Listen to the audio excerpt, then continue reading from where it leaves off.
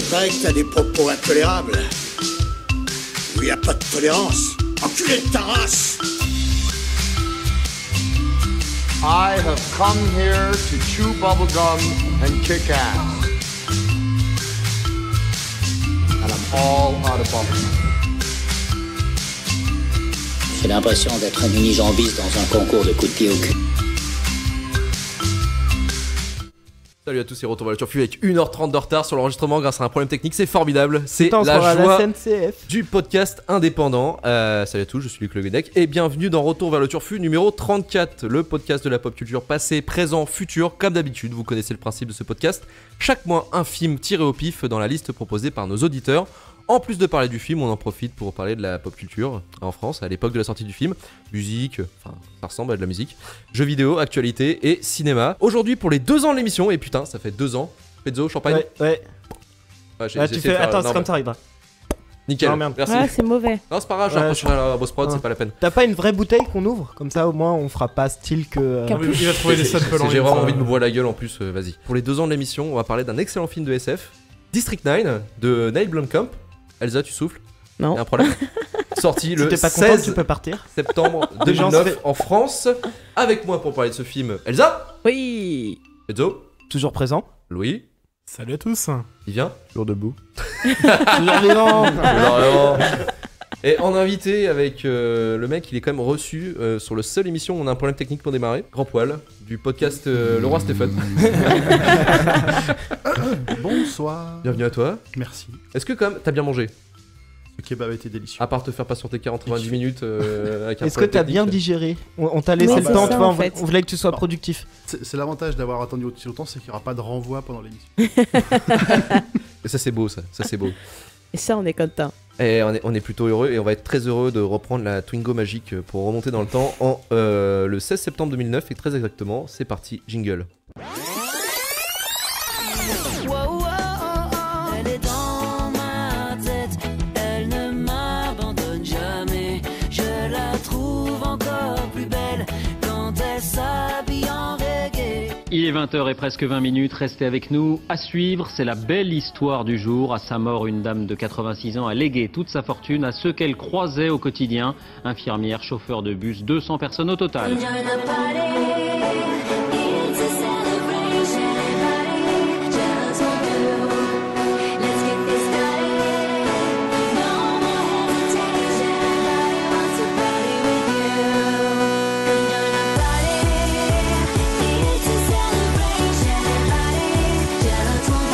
Pour moi, qui mange tous les jours au restaurant, je peux vous dire qu'en général, à 80%, 90%, les restaurateurs ne jouent pas le jeu, ne baissent pas les prix. Même un café qui était à 1,20, il reste à 1,20. Je côtoie beaucoup de restaurants, je suis à l'hôtel 4 fois par semaine et je peux vous dire que rien n'a changé.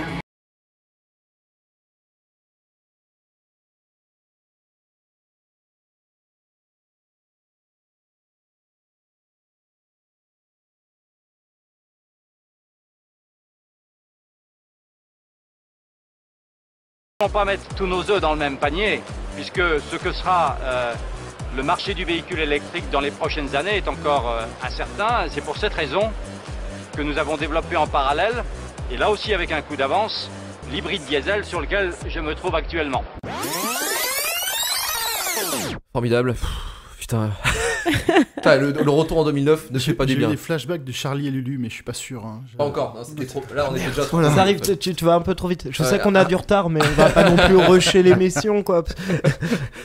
Je voulais juste te dire, pour les 2 ans de l'émission, c'est vrai que ça va faire putain 2 ans déjà qu'on est en train de produire Retour vers le Turfu. Clap, clap, clap. Et le 16 septembre 2009, justement, ça tombe bien, parce que c'est une date assez importante dans la construction du podcast, parce que c'est exactement la rentrée, en fait, où je suis arrivé dans un nouveau lycée à Saint-Nazaire, et j'ai rencontré Pezzoni, un petit con qui arrêtait pas de lever la main et faire le suceur au prof. Ouais. Et j'aimais que j'ai bien pu... sucer à l'époque. Ouais, non, mais c'est le genre de mec, tu sais, quand il lève les mains, il a Madame, je sais.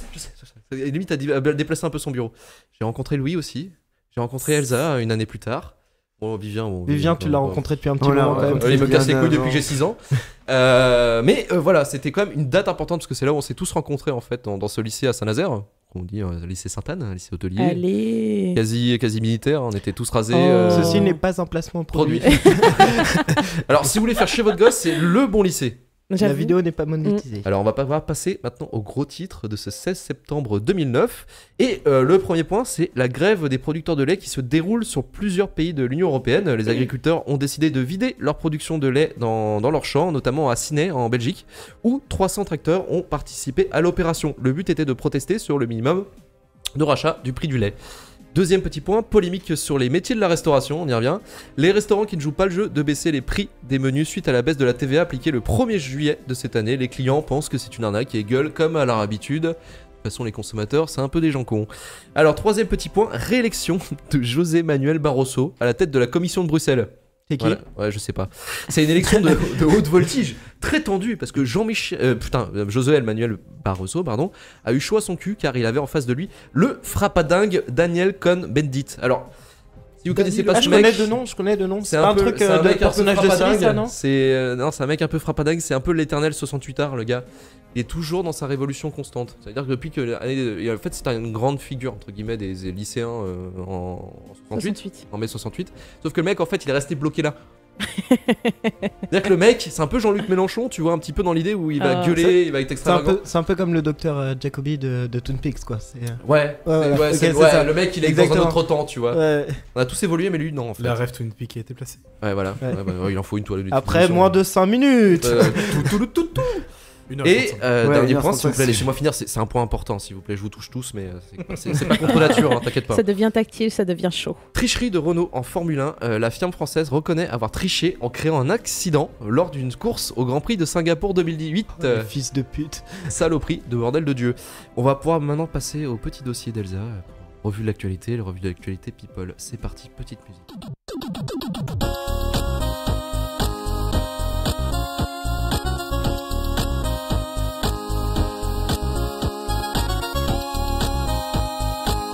Messieurs... Elsa, tu peux y aller. Attends, putain, merde. Je te manque de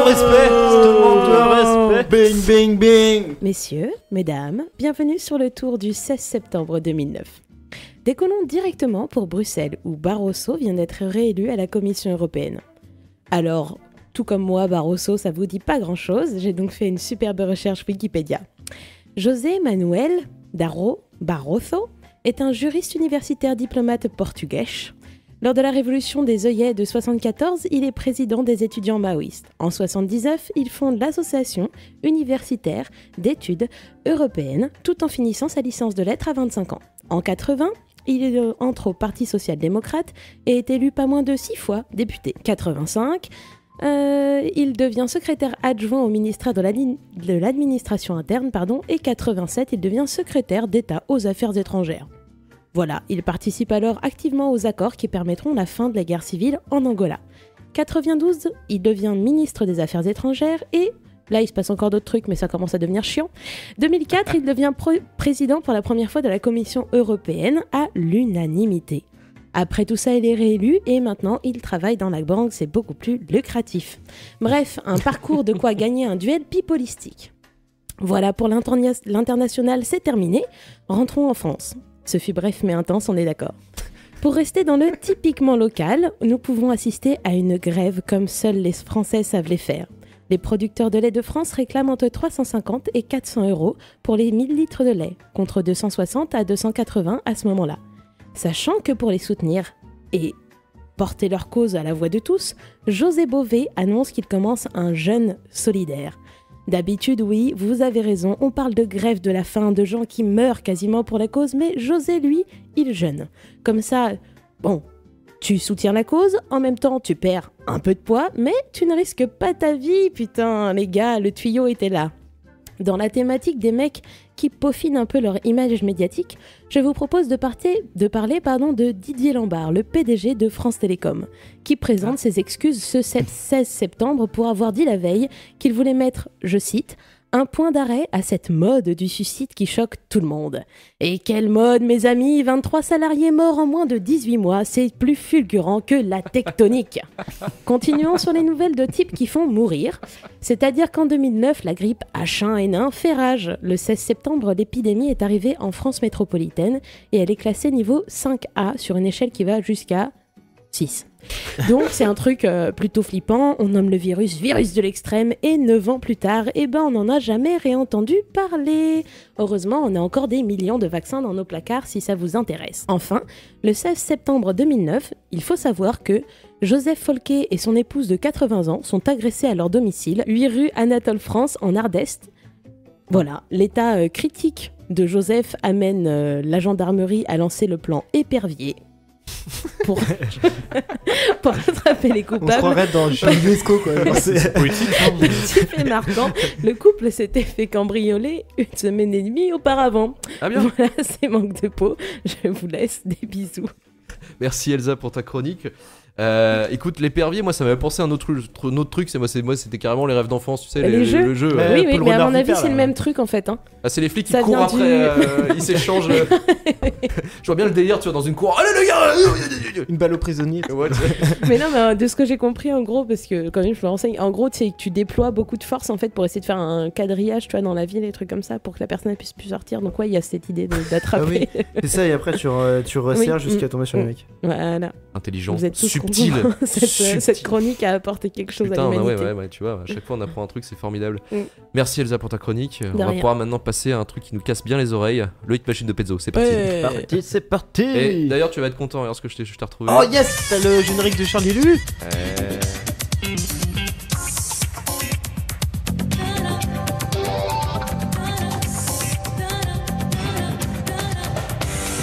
Allez, mon petit Pezzo. Ah là, tu m'as fait plaisir avec ce nouveau générique. Ah bah écoute, Tu me feras plaisir aussi de ne pas le supprimer la prochaine fois. Je préférerais l'ancien. Aussi. Non, regarde celui-là, il est trop cool parce que c'est mon enfance. Il y avait autre chose qui était mon enfance et qui m'a fait vraiment beaucoup de mal. Un 16 septembre 2009, c'est le jour de la sortie du film. D'accord. Et c'était la mort de Philippe Nicolic, la star des To Be Free, le boss final des boys bands français. On retiendra surtout son passage remarqué dans Navarro, où Philippe exprime son talent de comédien de la plus belle des manières. Franchement, big up à lui, gros hommage. Faut savoir, c'est un de mes premiers disques avec les Spice Girls et Notre-Dame de Paris. Alors, vu que Grand Paul est un peu plus vieux que nous, est-ce que les To Be Free ça dit quelque chose? Ah oui. J'ai subi toute la mode des boys bands. Mais d'ailleurs, il me semble qu'il a fait des films aussi. Oui, il a mais pas fait bon, que un passage chez Navarro. C'était pas aussi pourri que Navarro, quoi. Le mec, il a pas assez travaillé sa chronique, tu sais, donc lui parle pas de sa filmographie, il va péter un plomb. C'était moins putaclic que Navarro, tu vois. Navarro, Ouais. ça fait le truc, tu vois, c'est comme Derrick, tu vois, c'est les trucs, ça sonne, c'est pépite, tu vois, genre. Ça sonne drôle. Ouais, ça sonne poussiéreux, quoi. Ça patine, quoi. Non, mais en vrai, sans déconner, c'est vraiment, enfin, genre, j'étais vraiment triste parce que même si c'est de la merde, franchement, j'ai regardé la sitcom et tout, hein, j'étais vraiment chaud, ça passait le dimanche soir, ils faisaient du breakdance et tout ça, là, c'était trop cool. Ouais, putain. Et ouais, donc voilà. Malheureusement. T'as vu, je t'ai gardé l'info. On passe à la suite. Voilà, il en a encore sous le pied là. Ouais, on en a plein de trucs sous le pied, tu vas voir. Qui sont morts aussi, tu sais. Tu vas pas être déçu. Donc, du coup, on commence avec le petit podium avec Tom Frager, Lady Melody que tout le monde avait oublié jusqu'à ce qu'on remette dans le générique. C'est faux. C'est faux. C'est vrai, t'as ça sur ton MP3. Mais j'ai pas oublié. Putain, mais mec, tu te respectes pas, quoi. J'ai pas sur mon MP3. Non, mais franchement, c'est pas nul, hein, mais. C'est fat, quoi. Voilà, c'est fat pour être poli, quoi. Ensuite, on avait Madonna en seconde place avec Celebration. Madonna qui commence à faire de la merde, mais quand elle fait de la merde, c'est encore bien produit. Donc ça passe, mais c'est pas bien. Et ensuite, on avait David Guetta feat. Akon avec Sexy Bitch. Donc David Dounet qui apparaît également en 21e place de ce top 50 avec Kelly Rowland sur le titre When Love Takes Over. Yeah. Ouais. Ça fait un moment qu'il était dans le top, lui. Ouais. Franchement, c'est encore. Je mets des très larges guillemets. Hein. je mets des très larges guillemets sur ce que je veux dire quand même. Mais c'était encore la belle époque de l'artiste qui, ne l'oublions pas, n'a été découvert par les Daft Punk. Et oui, tout le monde a le droit à l'erreur. Alors, non, mais en vrai, c'est les Daft Punk c'est Thomas Bangalter qui l'a présenté à Virgin. C'est dommage. Pour son premier album. Mais franchement, les premiers, c'est pas dégueulasse. Hein. On va commencer par les trucs un peu cool parce que après un podium bien pété, on va se pincer un peu les oreilles, se remettre à blanc pour finir sur de la grosse daubasse. Alors, donc on commence avec un truc que je ne voulais pas mettre dans le top, mais vu qu'on a déjà 1h30 de retard, j'avais pas envie de faire débat encore et nous rajouter de le temps d'enregistrement. Du coup, j'ai mis Cascada avec Evacuate de Sport là.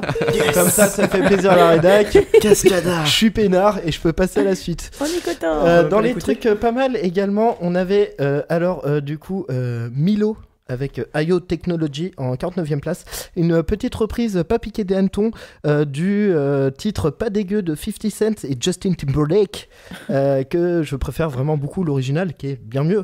Mais bon, ça va, franchement. Le mec, il a fait un cover sur YouTube, ça a bien marché. Résumé de carrière, allez, bim. De ouf. Après, on l'a plus entendu, tu vois. Il a fait son million, tout. On va se mettre un peu de son quand même avec une petite artiste, pareil, qui commence à percer le bout de son nez, vraiment sur on va dire sur la... Et dire que son nez. Ouais. Hein c'est l'idée Gaga, non? Ouais. Mais pas critique sur le physique. Putain, mais j'ai même pas fini la phrase. Mais du coup, en fait, à l'époque, bien sûr, elle avait déjà sorti des trucs, mais là, on est vraiment sur l'album de la consécration commerciale. Donc, on s'écoute, puis je balance un peu les bails après.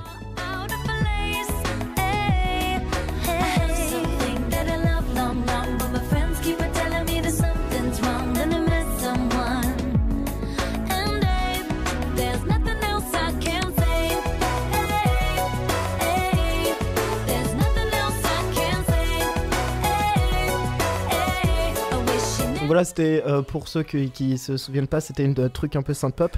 Donc elle était présente en 12e place avec son titre Nothing Else I Can Say. Et avec en 46e place également avec son titre Love Game. Franchement, fait chier que ce soit ces titres-là parce que c'est vraiment pas les meilleurs. Il y en a d'autres qui sont mieux. D'un autre côté, c'est compréhensible parce que l'album était déjà sorti depuis plus d'1 an, en août 2008. Franchement, Lady Gaga, tu vois, je trouve que c'est pas dégueulasse, quoi. Ah non, du tout. Ouais, c'est vraiment bien. Par contre, ces titres-là me parlent pas du tout. C'est le premier album avec Poker Face. Ouais. Et en fait, tu connais vraiment Poker Face, après t'as les autres. Si j'avais laissé la chanson de Screwball, t'aurais reconnu, je pense. Ouais. Si je m'étais pas gouré. Mais ouais, donc en fait, il faut savoir que du coup, cet album a été produit par Red One, qui est un mec qui a produit plusieurs trucs, notamment Mika, dont on reparlera juste après. Donc voilà, l'album c'est quand même vachement bien vendu, 12 millions d'exemplaires. Franchement, c'est bien fait. C'est pas mon style de musique, mais c'est cool. T'as des petites sonorités un peu années 80, c'est plutôt cool. Et je vous recommande très fortement d'écouter du coup Lady Gaga en acoustique, car elle a vraiment une super voix. Et on va se mettre un extrait que cette fois Luc a téléchargé. Oui, c'est celui-là. Je suis content de vous le présenter. Vas-y. J'ai téléchargé. J'étais content de le trouver. Il a bien fait son travail. J'ai fait mon travail. On peut profiter de sa belle voix suave.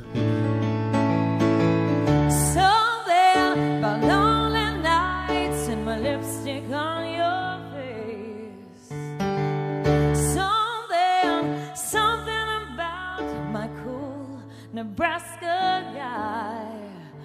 Here's something about baby you and I. You and I. You and I. Baby, I'd rather die without you and I. You and I.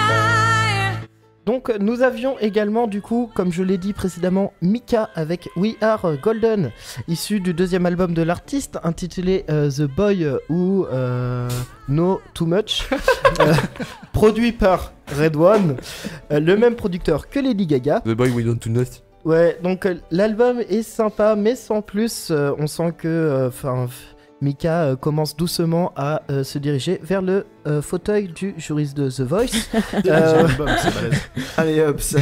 Il n'en a jamais été très loin, mais là, c'est très franchement, proche. son premier album, justement, j'allais en y venir, son premier album était assez sympa. Il y avait des petites côtés un peu glam rock. Avec des fois, t'entendais presque du Queen. Tu vois, c'était assez cool. J'extrapole, hein, mais un gros presque, c'était bien et je trouvais ça un peu décalé de la scène qu'il y avait à l'époque. C'est vrai que c'était original ce qu'il proposait. Et là, petit à petit, il commence à rentrer dans le moule. Ouais, dans le moule de tout le monde, quoi. Du coup, on passe.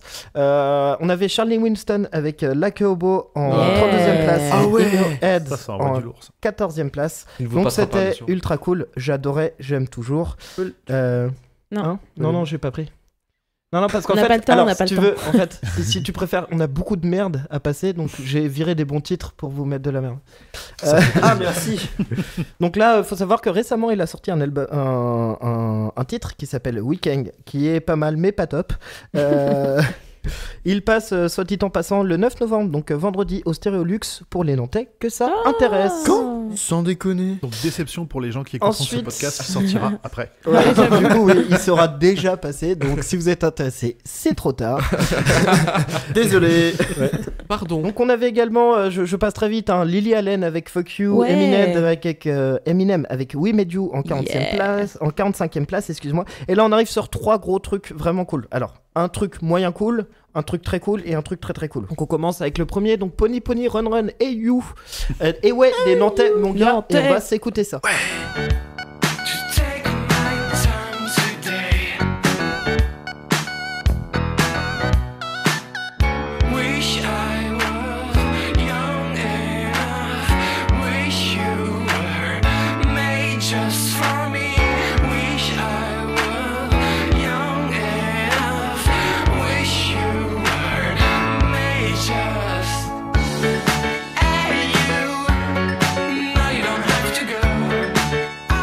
C'était des Nantais et des Angevins qui se sont réunis du coup pour faire un petit projet de fils à papa. Je fais de la synth-pop des années 80.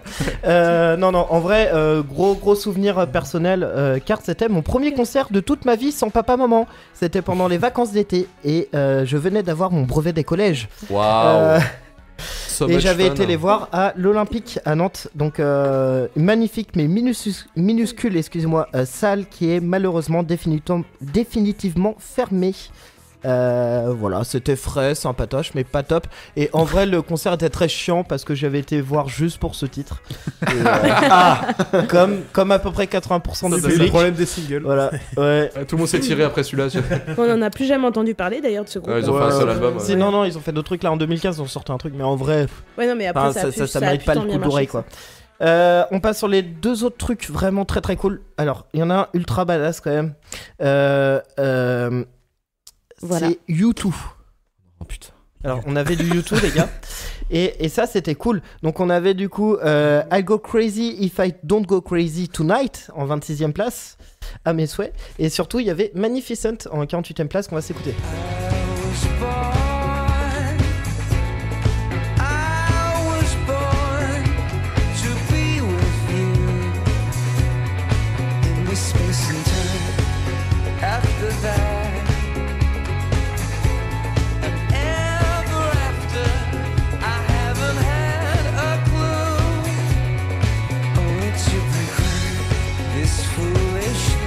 Ah putain, je suis le seul aimé quoi. Non, mais moi j'adore une musique de vieux. Sympa, non, moi c'est sympa. Bien, ok. Bon, j'espère que j'aurai des auditeurs qui vont me supporter dans cette traversée du désert avec vous. Hein. Moi c'est ma cam totalement. High five. Pas trop parce que là on est en train de baiser le micro déjà qu'on a eu du mal à le brancher. Putain mais les gars YouTube quoi. Non mais c'est sympa mais non mais là déjà ils étaient 20 ans trop ringards. Wow.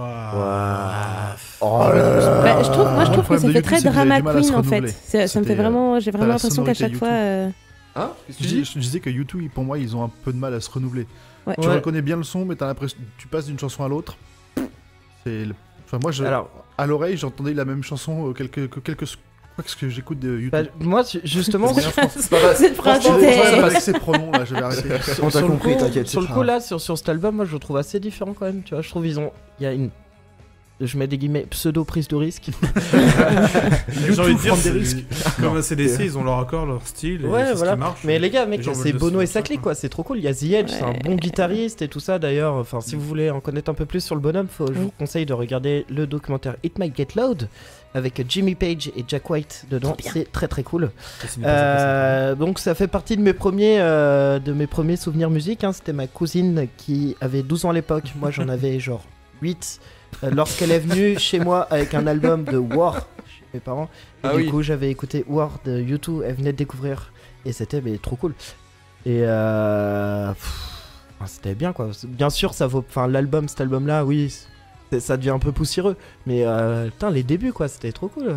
Sunday Bloody Sunday et tout. T'es optimiste, ça me fait plaisir. Ça me fait plaisir de te voir comme ça. Putain, et moi je pensais vous faire une surprise. Premier concert, moi c'était le premier concert que j'ai fait à Fête de la musique de Saint-Étienne-des-Montluc, je sais plus en quelle année. Il y avait YouTube qui est passé. Sunday Bloody Sunday. Ah ouais, ils étaient vraiment poussiéreux. What the fuck. De toi, Saint-Nazaire Daft Punk. Arrête de mytho, personne te croit quoi. Eminem a mis dans sur Sèvres. Pour la fête de la musique. Comment elle essaie de faire ACDC après hier. Mais non, mais je répondais à Louis qui chantonnait Sunday Bloody Sunday. Et ça, c'est la première chanson que j'ai faite sur scène. Ok, donc on se détend. J'étais pas en train de dire qu'ils étaient venus. Gentil. Ça prend les bails, hein. Les souvenirs d'enfance, là, mon gars. Les gars, j'espère quand même vous kiffez bien, parce qu'après, ça va être vraiment du sale. C'est du sale mamel, quelques notes. Hein. Ouais, c'est bon, j'ai déjà cette info. On met une dernière pour la route, histoire de reprendre des vraies vitamines avant de décéder. Allez. Alors, on va se mettre du coup un truc qui s'appelle, que je pensais pas du tout que ça soit arrivé un jour dans un top 50, mais il faut croire que oui. C'est Wax Taylor avec The Voice et Ali Arthur. Avec la chanson This Train qui était en 31e place. Spread their wings and take on a new flight before the night falls, calls them back to sleep. So they retreat under the sheet of indigo that glows from the harvest moon. I paint a picture with this tune and connect with everyone in the room who wears a smile over their gloom, trying to sweep it to the corner with their broom, and yet the melancholy looms, secretly anticipating its finale soon. J'avoue que c'est pas mal. Ok, ouais, alors je suis le seul mec enthousiasme autour de cette table quoi. Bah, je suis à fond avec toi. Y a pas de souci. Non mais Wax Taylor c'est trop cool, surtout ses premiers albums quoi.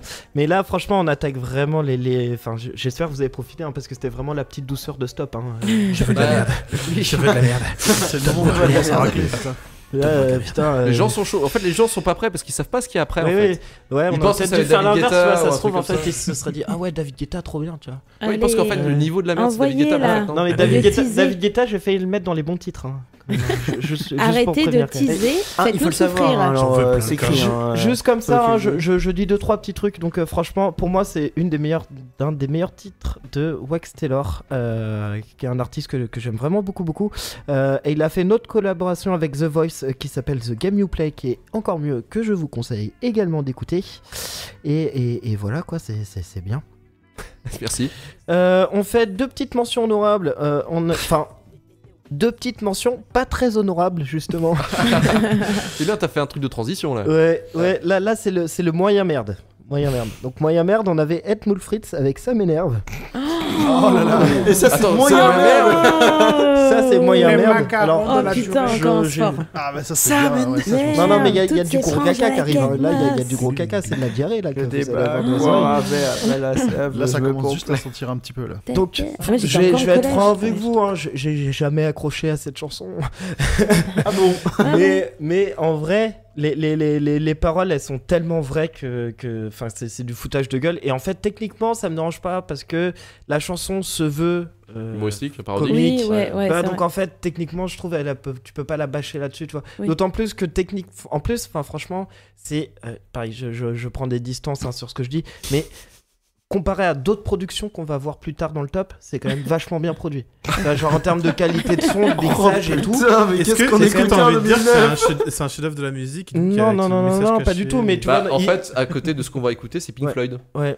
Ah ouais. Allez, on y va. Là, alors, j'ai fait une petite chronique Bouge ton boule. Donc on va se mettre une petite ambiance sonore en fond. Je vous propose un petit collectif métissé avec Laisse-toi les bébés en 7ème place.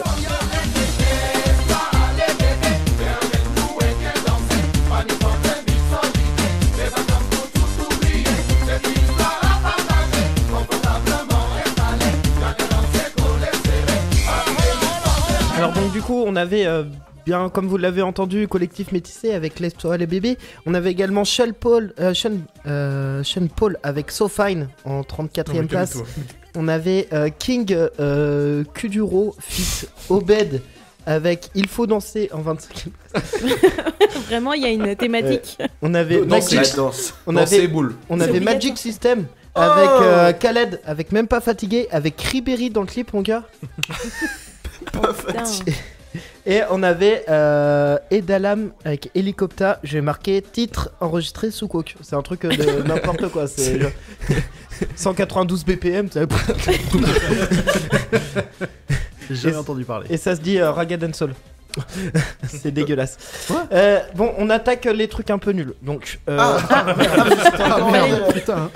commencer soft. La une qui est en train de mourir décédée. Parce elle est trop surprise de ce que tu racontes. Bois un peu de bière, ça ira mieux. Allez nous prévenir hein, pour. Alors là, on va commencer soft. En fait, c'est pas vraiment nul, c'est juste le troll du top 50. C'est Sylvie Vartan qui était présent. Du coup, avec Je chante le blues. Donc, vas-y, mais. Oh là, on est obligé de s'infliger ça là. Bah non, bien sûr que oui, t'imagines. Toi note sans pourquoi que l'on me donne le blues, car le blues, lui, se donne tout à moi. Donc, comme je vous l'ai dit, hein, c'est juste, je l'ai mis dans les flops parce que c'est le troll, tu vois. Parce que franchement, ça c'était entre Sean Paul et Pitbull, quoi. Ouais, mais c'est oh, il y a Pitbull. C'est Hotel Room. Mais par contre, moi je m'attendais à vraiment pire. Non, et en fait, c'est pas dégueulasse, mais c'est Vartan, quoi. Non, mais ce qu'explique Pezzo, c'est surtout c'est entre Pitbull et Sean Paul, quoi. Mais c'est ça, c'est le petit de rafraîchissement entre les titres. Mais du coup, non, mais c'est surtout, tu te dis, ouais, mais c'est. Elle existe encore, quoi, tu sais, genre, moi j'étais, elle est pas morte. Non, mais je savais qu'elle était pas morte parce qu'elle fait encore des concerts, mais elle est toujours pas morte d'ailleurs, ouais, toujours là. Non, puis franchement, en vrai, c'est un peu fade. Enfin, tu vois, genre, tu peux mettre ça dans un ascenseur, quoi. C'est du blues. Oui, c'est vrai. C'est du gentil blues. C'est du gentil blues, quoi, tu vois. Elle a pas fait les champs de coton, hein. Oh, ça dénonce. Oh, ça dénonce. Bah, y en a un qui vit encore de musique. D'ailleurs, il a sorti un album il y a pas très longtemps et il est présent dans le top. J'ai nommé Francky Vincent avec Tu veux mon zizi en 36e place.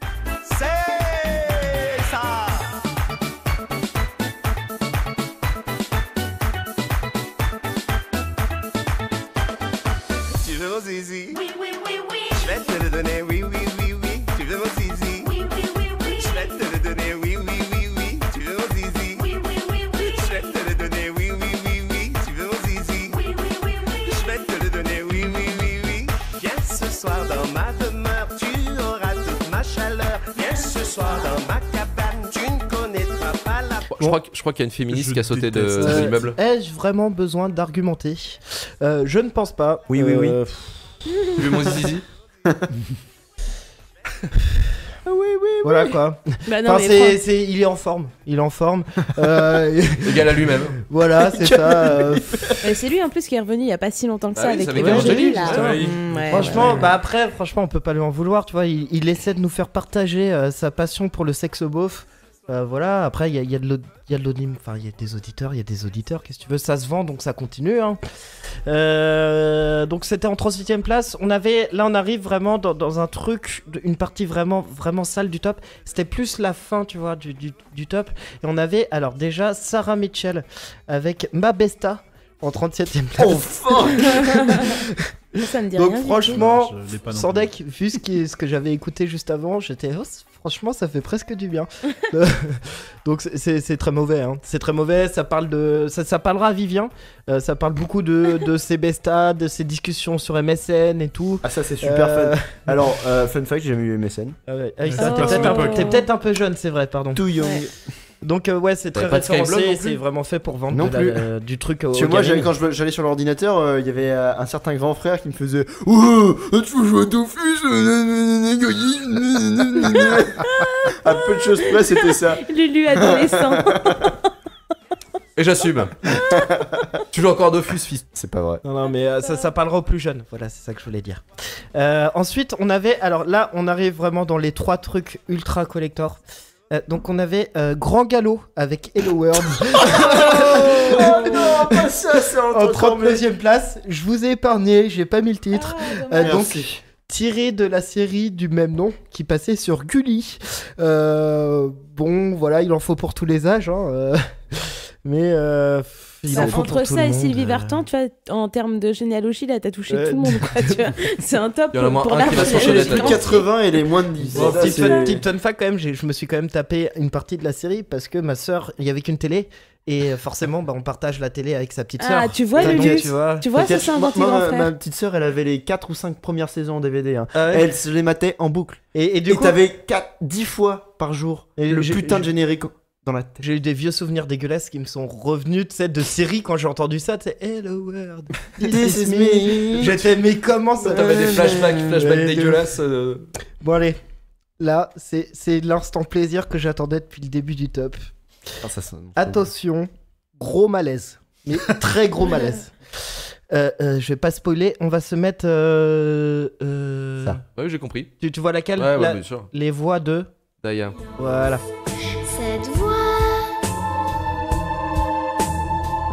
elle nous caresse, elle donne chance. Elle souffle sur le monde immense. Donc ouais, franchement les gars, ça fout la gerbe.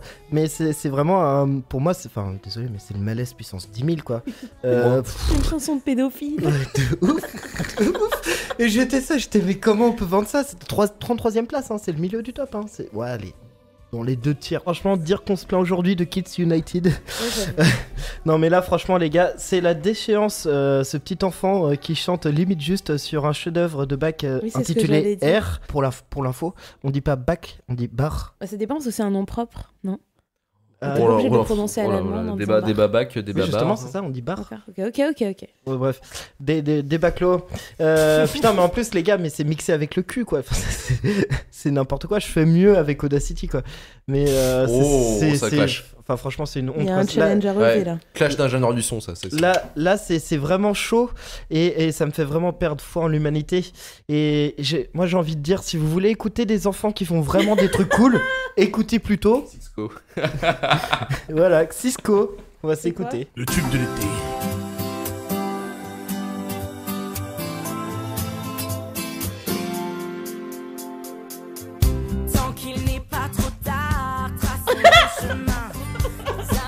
C'est un peu du style Kids United, quoi.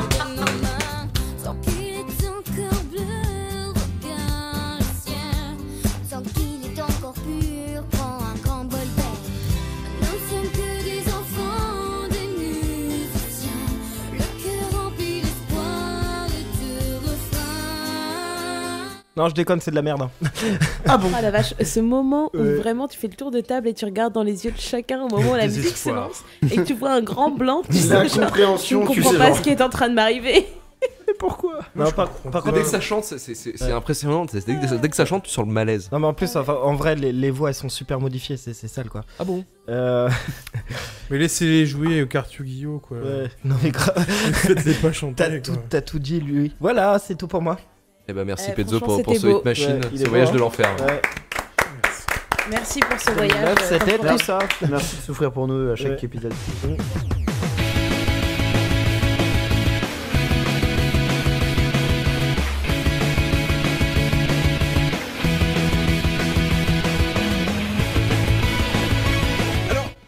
On jouait à quoi? Le 16, c'est un moment, putain. On va commencer par Red Faction Guerrilla. Oh putain, c'est vraiment de la merde ce jeu. T'es sérieux? Oh putain, c'est mal fait. Bon, c'est un truc où t'es sur Mars, tu défonces tout, c'est ça? Ouais, c'est rigolo, tu fais tout casser quand même. Déjà, c'est développé par le THQ, histoire de dire. Et à son âme. Pour moi, c'est le meilleur de la série. Hein, de quoi? C'est le meilleur Red Faction de toute la série. Après, on va faire le 2, moi. J'en ai fait qu'un seul, donc c'est pas très Ah, c'est plus facile. T'as fait que lui? Ouais. Non, il a fait que l'autre, c'est pour ça qu'il est le meilleur.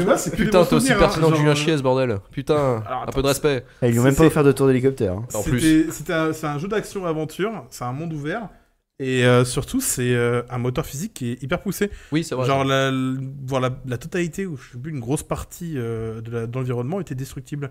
Alors, c'est bourrin, ça défoule, on s'amuse. Hein. Le scénario, j'avoue, je me rappelle plus du tout. Ce que je sais, c'est qu'on est sur Mars et qu'on lutte contre une compagnie minière qui nous veut du mal, je crois. En gros, on joue un syndicaliste. Ouais, un peu plus vénère qu'un syndicaliste. Mais en vrai, moi, j'en ai des super bons souvenirs. Syndicaliste. Joué par Arnold Schwarzenegger. Ce que je me rappelle, c'est qu'on cassait tout et que c'était marrant. Oui. Et bon, ouais, le scénario, je me rappelle plus, mais je trouvais ça bien foutu, tu vois. C'était rare de pouvoir détruire le terrain de jeu comme ça. Oui, ça, je te l'avoue, pour l'époque, c'était plutôt Non, révolutionnaire. moi, j'ai des bons souvenirs avec ce jeu. Alors, la note globale, en tout cas, il a eu 16 sur 20, donc comme quoi, c'est une très bonne note. Hein. Après, on a eu, alors, est-ce que je ne me trompe pas, ouais, on est bien à la suite, Batman Arkham Asylum. Donc, ça va parler à beaucoup de gens, hein, c'est Rocksteady. Alors, pour certains... Non, c'est pas ce que je voulais dire, c'était que... pour certains, ça a fait un carton, mais tu vois, non, ça a fait un carton. C'est un jeu d'action sombre, alors très sombre, hein, mettant en scène Batman, évidemment. Le titre place le Chevalier Noir face au Joker, hein, aidé d'autres méchants dans les couloirs sombres de l'asile d'Arkham. Mettez fin à leurs agissements en combattant comme un diable et en vous servant de votre équipement. Alors, comme un diable. Perso, j'y ai pas joué, je regrette un peu, hein, parce que j'ai toujours entendu plus du bien, mais ça m'a jamais tenté, tu vois. Mais même maintenant, tu peux encore y jouer sans souci. Ouais, j'ai regardé quelques vidéos et franchement, graphiquement, il a pas trop mal vieilli. Je pense qu'il a très bien marché pour son dynamisme, son gameplay. Son ambiance aussi qui était sympa. Et c'est surtout aussi son ambiance, parce que comme ils l'ont dit dans le synopsis, il était sombre, il était sérieux, et il était super fidèle au film de Nolan, finalement. Parce qu'un an avant, c'était la sortie de The Dark Knight. Du coup, il a dû un peu surfer sur la hype de ce super Joker. Mais en tout cas, ouais, c'était ce point d'infiltration, de un peu darkness. Ça change un peu des jeux de super-héros qu'on avait, quoi. C'est toujours un petit peu enfantin, je trouve. Oui, là c'était plutôt sérieux. Là, ils avaient mis des gros moyens, le casting vocal était magnifique, c'était celui de la série animée originale. Il y avait Mark Hamill qui reprenait le rôle du Joker. Et surtout le système de combat qui était ouf. Ah ouais. Je m'en souviens. Le système de combat qui était... beaucoup tes gadgets. Avec, t'avais plein de gadgets et de ça, et ce qui était stylé, c'est que tu pouvais sauter dans l'ombre et planer avec la grande cape de Batman. Ouais, t'avais cette période d'infiltration. Sensation de grande puissance et de domination. Mais c'est surtout le système de combat où c'était vachement dynamique, en fait. T'avais des systèmes de contre, en fait, et t'enchaînais les combos. Et t'avais vraiment l'impression de mettre des patates dans la gueule, en fait, à des gangsters, quoi. Et ça, c'était cool. Parce que j'adore taper les gens. Du coup, il a évidemment eu une super note de 18 sur 20. Je crois que c'est un des jeux qui est ultra bien protégé contre le crack. Et genre la plupart des versions craquées, quand tu l'avais en fait, genre tu pouvais avancer sur les premières parties du jeu et arriver à un moment donné où tu dois passer une barrière en fait. Barrière, il y a aucun moyen de l'enlever. Aucun. Genre le jeu il t'interdit en fait de la bouger. Et du coup tu peux plus avancer. Genre t'as aimé les premiers niveaux, bah t'achètes le jeu maintenant. C'est ça. T'avais ça et t'avais un autre bug. Alors je crois que c'était carrément en fait ça reprend parce qu'il y a un moment dans le jeu où tu bugs complètement. C'est dans le script. Oui. Et à un moment donné en fait si tu as la version craquée, le script va te rester dans le bug. Genre t'as un écran bleu sur ton écran. Parce que tu l'as dans l'histoire à un moment donné, sauf que la version craquée en fait va te laisser dans cet écran bleu en limite nique ta mère. Ils sont malins. Ouais, c'est pas con. Il y a eu pas mal de. Mais il y a plein de petits trucs systèmes un peu de crack comme ça où justement t'as plein de jeux qui se font baiser quand tu l'as la version craquée. Il y avait un jeu où il te mettait un boss c'était immortel. Serious Sam 3. En fait, il te poursuivait partout dans la ville, il était immortel, tu pouvais pas le tuer, il te défonçait, il faisait méga peur. C'était un scorpion humanoïde ensanglanté. C'était Serious Sam 3, c'était génial. Et son mode, si tu hackais le jeu, bah il te pourrissait la vie. Putain, mais moi je trouve ça hyper intelligent de la part des développeurs. Ah ouais. Il y a eu un truc ultra limite sur un jeu aussi, un jeu qui s'appelle Replay, qui est déjà ultra limite en soi, c'est un jeu de... Ah bah ça y est, ça parle de viol direct, on y va. C'est un jeu de viol. Allez. Et en fait, oui, voilà, c'est un jeu de viol. Bon, bienvenue au Japon. Bienvenue au Japon. Japon. Et les mecs, en fait, genre, si t'avais la version craquée, ils t'envoyaient vers un site où il fallait que tu t'inscrives. Et donc il y a des mecs qui remplissaient un vrai formulaire, tu vois, avec ton adresse et tout, et en fait ça prenait l'accès aussi à ta webcam. C'est hyper creepy. C'est ultra creepy. Et en fait, les mecs, en gros, ils étaient filmés pendant qu'ils jouaient. Et les mecs, ils avaient récupéré les données et ils les avaient balancées sur un site. Et en gros, tu voyais les données des mecs avec leur caméra sur un site. Ça, ils ont été poursuivis en justice. C'est peut-être illégal de pirater un jeu, mais je crois que c'est encore pire de voler des images. Surtout un jeu comme Replay où tu sais très bien que les mecs sont pas bien déjà de base. Ah, tu joues avec deux joysticks. On fait cette super virgule sur le viol dans les jeux vidéo.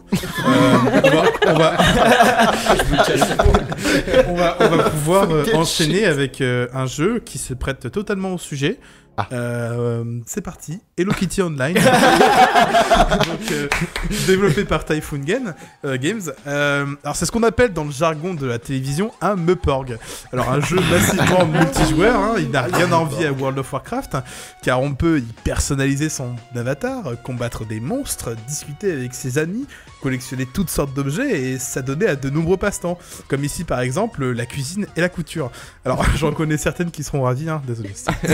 C'était une blague misogyne déplacée, excusez-moi. Mais voilà, j'ai malheureusement pas eu la chance de jouer à ce jeu. La gueule, donc je vais pas pouvoir vous donner mon opinion sur ce titre. Très moelle. Je le ferai pour toi si tu veux. très mal. Mais bon, j'avoue, j'ai craqué. Hein, c'était mon petit péché mignon à l'époque. Hein. Mais heureusement, pour de vrais avis, hein, on va pouvoir compter sur nos chers joueurs de jeuxvideo.com et qui, je suis sûr, sont pertinents et représentatifs de la qualité de ce merveilleux jeu. Alors, Doritos. Alors, la note moyenne, 17,7 sur 20. C'est... Ah ouais, quand même. C'est quand même bien, c'est très très bien. C'est très chelou. C'est même une meilleure note que 3/4 des extensions de World of Warcraft. On va lire un avis et on va essayer de comprendre pourquoi il a une si bonne note, parce que j'en doute. Alors, on peut tuer des chatons. Alors, l'avis de Konamidos, il a mis 19 sur 20. Ce jeu est un incompris. Il raconte à la fois la déchéance de la race humaine ainsi que les problèmes modernes. Tout en gardant un aspect enfantin et innocent, il raconte une histoire prenante avec une aisance incroyable, et avec des graphismes à couper le souffle, une durée de vie exceptionnelle, ainsi qu'un développement de personnages digne de Heavy Rain ou même Beyond Two Souls. Alors c'est deux jeux de type un peu cinéma interactif. Ou très axé sur le scénario. Les upgrades, je me branche. Les upgrades et le gameplay innovant vous feront passer plusieurs heures à étudier une stratégie parfaite afin d'exterminer des ennemis dangereux tels que des barbes à papa et des peluches roses. Attention, les licornes ça peut être très dangereux. Même on n'y fait jamais attention. Alors du coup j'ai regardé un petit peu les avis parce que c'était 17,7 sur 20 sur une moyenne de 7 avis. Donc c'est pas beaucoup pour un jeu massivement multijoueur. Et du coup sur ces 7 avis, il y avait beaucoup de 20 sur 20, 19 sur 20. Et en fait je pense être tombé sur un délire entre potes de jeuxvideo.com qui ont voulu monter la note d'un jeu vraiment nul à chier pour enfants de 8 ans. C'était tout pour Hello Kitty Online. C'était passionnant. Il a eu son underground. Maintenant, alors un nouveau jeu, vous allez devoir essayer de... Arrête de lire toi. Vous allez devoir essayer de deviner... Moi je devinerai pas. Essayez de deviner quel type de jeu c'est. Alors pas de deviner le jeu. Devinez le jeu. Alors son titre c'est... A Reckless Disregard for Gravity. Développé par Dejoban Games. Un jeu de plateforme. Alors je rigole pas, il y a au moins 15 A dans le titre. Avec 2 points d'exclamation. Vous avez pas d'idée ? J'ai un jeu de plateforme. Un jeu de course ? Ah non, alors c'est un jeu de parachutisme. C'est pour ça qu'il y a un mec qui crie en fait dans le titre. Et plus précisément de base jump. Alors le base jump c'est un sport extrême qui consiste à atterrir dans une sorte de cible assez précise lors d'un saut en parachute. C'est un jeu qui est super banal et qui a pas fait beaucoup parler de lui. Mais non, il était marrant et il est sorti au mois de septembre 2009. Du coup, j'avais envie de le mettre. Voilà. Pour le peu d'avis, il arrive quand même à avoir 14 sur 20. Donc c'est quand même une très bonne moyenne. Est-ce que c'était aussi un délire de G2.com? Non, il y avait plus d'avis. Je suis sûr que c'est marrant de sauter en parachute dans un jeu. Même toi, t'as pas l'air convaincu. Ils leur en font pas beaucoup pour être contents. Imagine que ils ont payé 60 € pour le jeu.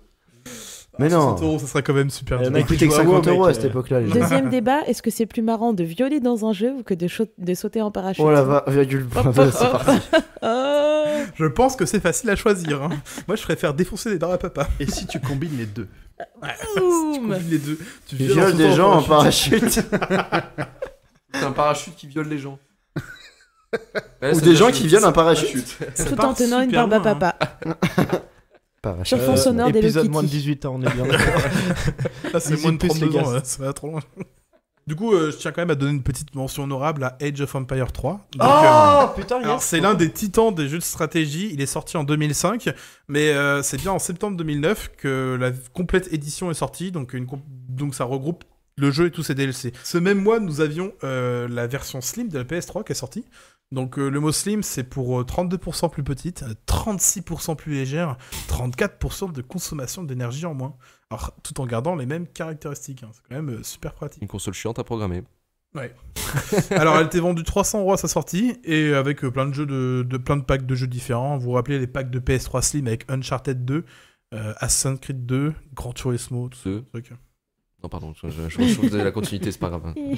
Et dans ce même mois de septembre aussi, nous avions le festival du jeu vidéo à Paris. Alors, je pense que c'est J'ai vu qu'une petite blague sur le festival du podcast à Paris, peut-être. Non, On te sent chaud là, t'es pas sur Twitter, t'es perdu. Je pense que c'était le pré-Paris Games Week à peu près. Oui, c'est ça. Mais on pouvait y découvrir en avant-première de nouveaux jeux. Donc, à cette édition, nous avions Heavy Rain, Gran Turismo 5, God of War 3, FIFA 2010, DJ Hero et plein d'autres jeux. Gran Turismo, c'est cool. Gran Turismo, c'est un jeu de voiture. Je m'en fous. Moi j'adore ça, les jeux de voiture, c'est trop cool. Ce mépris. C'était tout pour moi pour ce mois de septembre qui était quand même plutôt bien chargé. Oui, chargé pour une fois. Entre le parachute, le viol et Hello Kitty. Ouais. Personne n'a reçu Batman, tout le monde avait rien à branler. Hello Kitty. Il n'y avait pas eu de jeu de viol, c'était une anecdote, il n'est pas sorti à ce moment-là. Moi je me casse. Écoute, merci Louis, on va pouvoir passer maintenant au point box-office.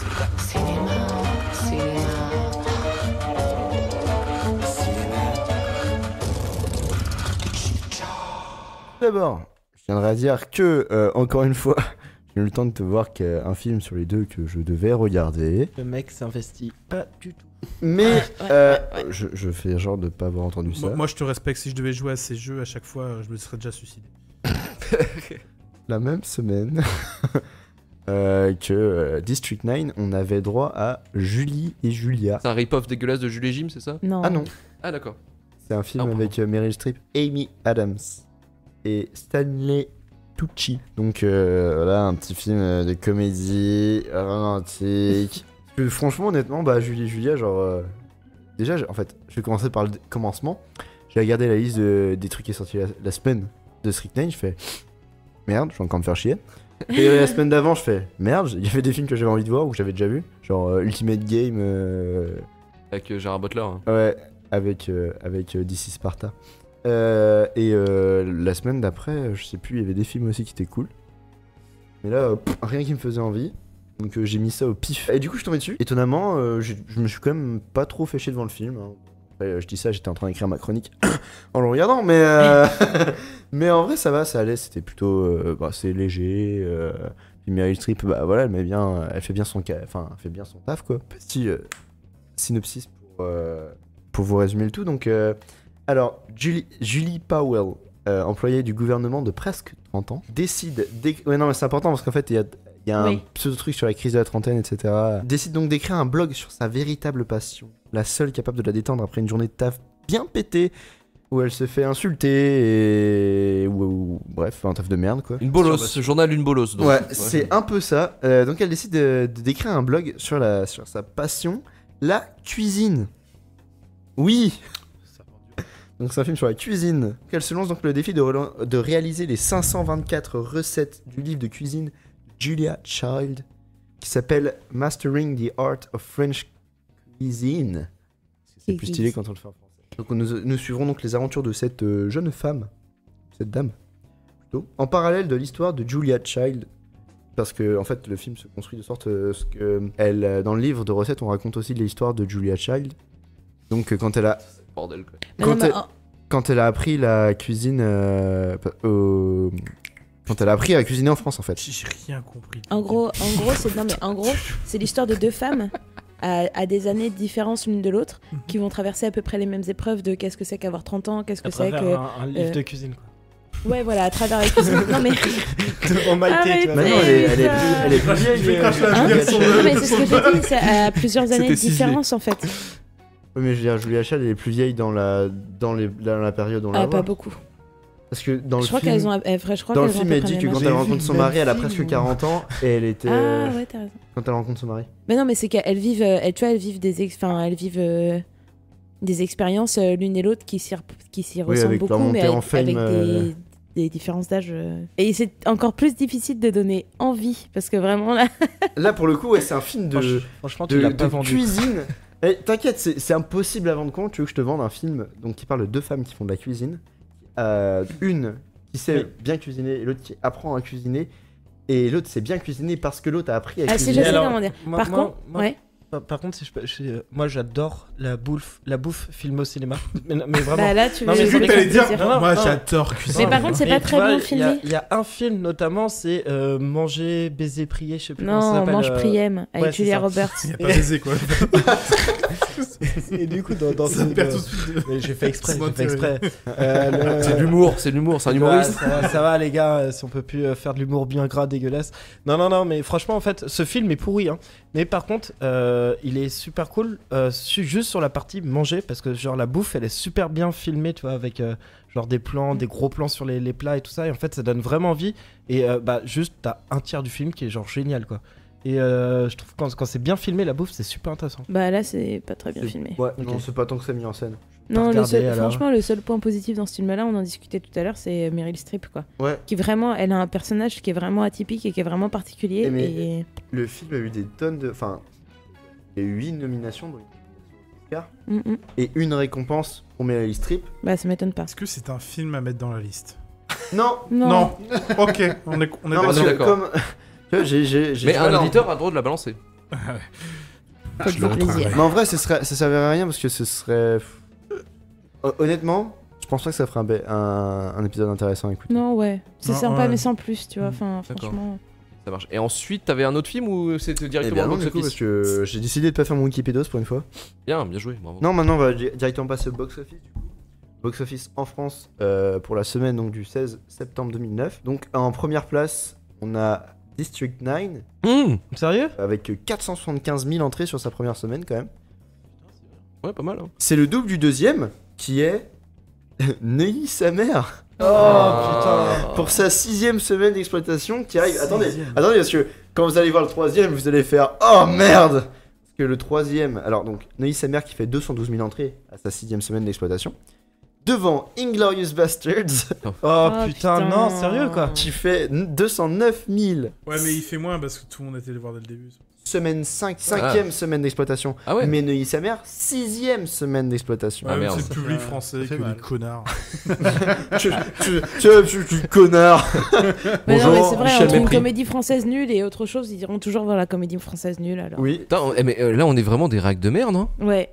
Non, mais c'est ouf. On a que 20 ans, les gars. Oh. Et ils vont voir un truc de merde alors qu'ils peuvent voir des nazis se faire défoncer la tête avec une batte de baseball. Non, c'est vrai, on est jugeant, mais... L'art de résumer un film. Bon, d'un autre côté, franchement, c'est compréhensible. Il y a l'autre place là dans le film. Mélanie Laurent? Ouais, voilà. Moi, rien que pour ça, j'aurais pas été le voir au ciné, tu vois. Bon, après, il se trouve que le film est cool, donc bon, j'aurais été quand même. Mais...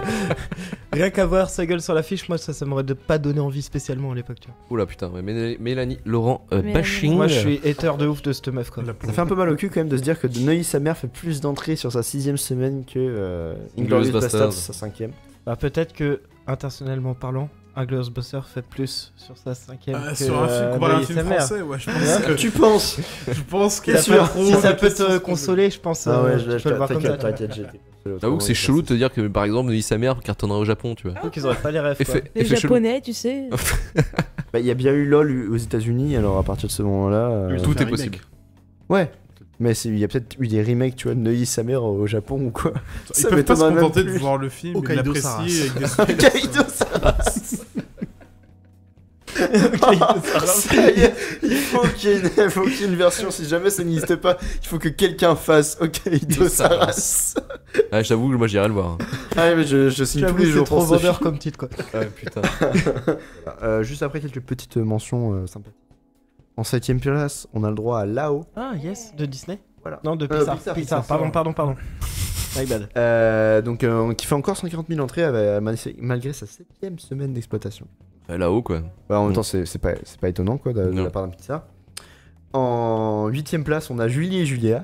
Ça va, au moins il est pas devant Inglourious Basterds, c'est ok. Ouais, là j'en reviens pas mal quand même. 15ème place, on a Very Bad Trip, premier.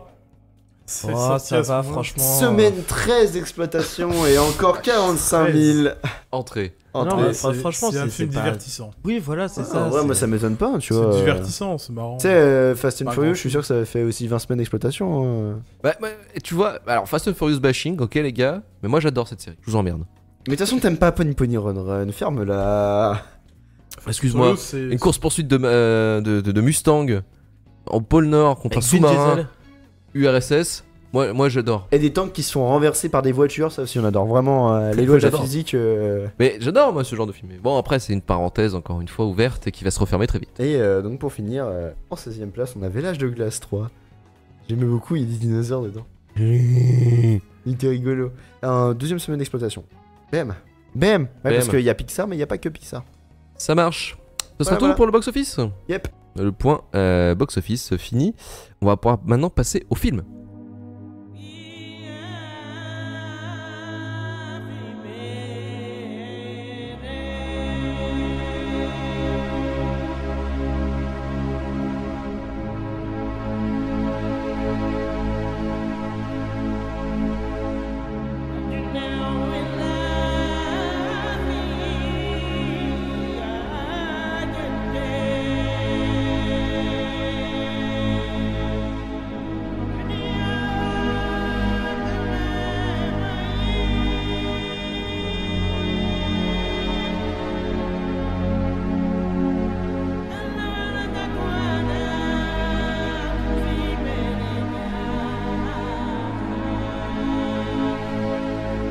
Alors, District 9, sorti donc le 16 septembre 2009.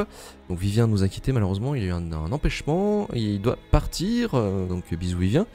Alors, District 9, donc réalisé par Neil Blomkamp, et au casting on retrouve Charlton Copley, Jason Kopp, Vanessa Hood, David James et William Allen Young.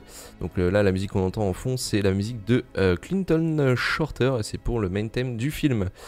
Alors, on va commencer déjà avec le résumé du film, de quoi ça parle, District 9, et on va commencer, donc Grand Poil, explique-nous en quelques mots le film District 9. Il faut bien parler. District 9, c'est l'histoire... Alors... Pas facile, hein. Allez, j'étais pas prêt. Il était une fois. J'étais pas prêt. Il était une fois en Afrique du Sud. Des aliens ont débarqué. Un vaisseau mystérieux s'est posé, est en suspension au-dessus de Johannesburg. Et une invasion extraterrestre a lieu. Ça rappelle un autre film. Non, pas du tout. En fait, les extraterrestres se sont retrouvés coincés sur Terre et ont été parqués par les humains qui ne les comprenaient pas dans un ghetto duquel ils essayent de s'échapper. Donc, pour le budget du film, 30 millions de dollars ont été alloués, et au box-office, attention, accrochez-vous à votre slip, 210 millions de dollars. Film rentabilisé dès le premier week-end d'exploitation aux US, où il a fait 70 millions. C'est déjà pas mal. Le film a été nommé pour 4 Oscars en 2010, et en plus, pas de la merde. Oscar du meilleur film, Oscar du meilleur scénario adapté, Oscar du meilleur montage et Oscar des meilleurs effets visuels. Et bien sûr, il en a gagné aucun, pour changer. Parce que le meilleur film cette année et le meilleur montage a été donné au film Des Mineurs, The Hurt Locker de Catherine Bigelow. Normal, c'est un excellent film, hein, je sais pas si vous l'avez vu, c'est vraiment très très bon. Le meilleur scénario adapté a été donné au film Precious, et les meilleurs effets visuels ont été attribués à, attention, je vous donne dans le mille, Avatar. Ah. Compréhensible comme concurrence. Tu fais le film avec des grands schtroumpfs là. Ouais, c'est ça, ouais. Alors, Neil Blomkamp est un réalisateur sud-africain qui a fait ses armes au Canada, à l'école de cinéma de Vancouver. C'est un grand passionné de jeux vidéo. Le mec, quand il était jeune, il s'est tapé vraiment la période 3D PlayStation et PC, donc la période de Final Fantasy VII et Half-Life, il les a eu en pleine gueule. Alors le mec bidouille de la 3D depuis tout petit et rêve de devenir le futur Cameron. À peine 20 ans et sorti de l'école, Blomkamp bosse en tant que directeur d'effets visuels pour la série Stargate SG1. Oh, ça et c'est ça là. Dark Angel de J.J. Abrams. Alors il a encore fait les effets visuels d'une autre série connue des années 2000. Buffy. Mais laquelle? Non, pas Buffy. Machin aventurière là. Non, série des années 2000, super Charmed. connue. Lost. Non. Somebody say. Ouais, voilà, bien joué les gars, bravo. J'étais amoureuse de Lex Luthor. Il fait également sa bosse pour des pubs pour Nike et Citroën. Alors celle de Citroën, celle qu'il a faite, vous la connaissez forcément. C'est celle où la Citroën C4 est dans un parking et elle se transforme en robot et elle fait du breakdance. Avec une musique de David Guetta, mon gars. Ouais, en plus, putain, on y revient. C'est un bon départ de carrière. Mais pas mal, hein.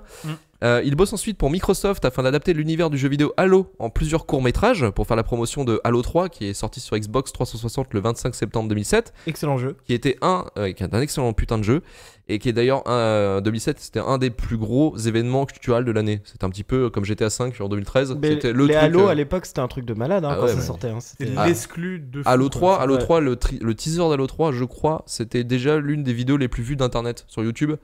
Quand ça a été lancé le plus rapidement possible. Mais franchement, les premiers Halo, c'était vraiment un truc. Moi, j'adorais quoi. C'était la folie. Alors, ces courts-métrages sont filmés comme des documentaires en pleine action contre les Covenants. C'est assez bluffant, sans déconner. Je vous le conseille de les mater s'ils sont dispo sur YouTube. Vous tapez Halo Landfall et vous allez voir, c'est une série de trois courts-métrages en fait où c'est une bataille entre les humains et les Covenants. Et on reconnaît la patte de l'artiste. Quoi. Là, son CV ressemble un petit peu à du Gondry, tu sais, genre à faire des clips, des courts-métrages et tout ça. C'est très porté techno, jeux vidéo, quoi, sa carrière un petit peu au début, quoi. Ah, mais tu vois, quand t'as dit qu'il avait vachement évolué dans le monde du jeu vidéo et tout, machin. Le premier truc qui m'est venu, c'est ça se voit dans le film. Oui. Ah oui, non, mais complètement. Et puis ça se voit aussi que c'est un fan dans sa façon de traiter le sujet, c'est un fan de Verhoeven, celui qui a fait réaliser Starship Trooper. Là j'ai pas les refs, mais je te crois sur parole. Au niveau du ton, je trouve on est dans un ton un peu similaire. Et donc l'histoire de la conception de District 9 commence à partir du moment où en fait Microsoft était tellement bluffé par la réalisation de Neil Blomkamp, il propose en fait de l'intégrer à l'adaptation de Halo en cinéma. Normalement il y avait un film qui était prévu, produit par Peter Jackson. Et après quelques mois de boulot en pré-production, en fait, Microsoft abandonne le projet, jugeant le film comme un produit qui ne sera pas assez rentable. Lol. Avec la franchise qu'ils avaient et tout ça, c'est bizarre. Ils se sont dit que je sais pas pour quelle raison en fait ils ont annulé en disant ouais ça va être la merde, cassez-vous quoi. Et du coup un peu dégoûté par cette expérience, Neil souhaite prendre une pause. Peter Jackson, bluffé par les courts-métrages de Halo, appelle Blomkamp et lui file 30 millions de dollars pour faire ce qu'il veut. Voilà. Allez. Tu te démerdes. Je l'avais dit que c'était un chic type. Tu peux t'acheter des bonbons avec. Vas-y, achète-toi des fraises Tagada à la boulangerie, c'est pour moi, allez. Alors, suite à cette bonne news, il s'est pas acheté des fraises Tagada. Non, il a souhaité développer un peu plus son court-métrage qu'il avait fait Alive in Joburg, sorti en 2006, qu'il avait produit avec son meilleur ami, l'acteur Sharlto Copley, qui est l'acteur principal du film. Il écrit le film avec sa femme Terry Tatchell en se basant sur le court-métrage d'origine et le tournage du film peut débuter.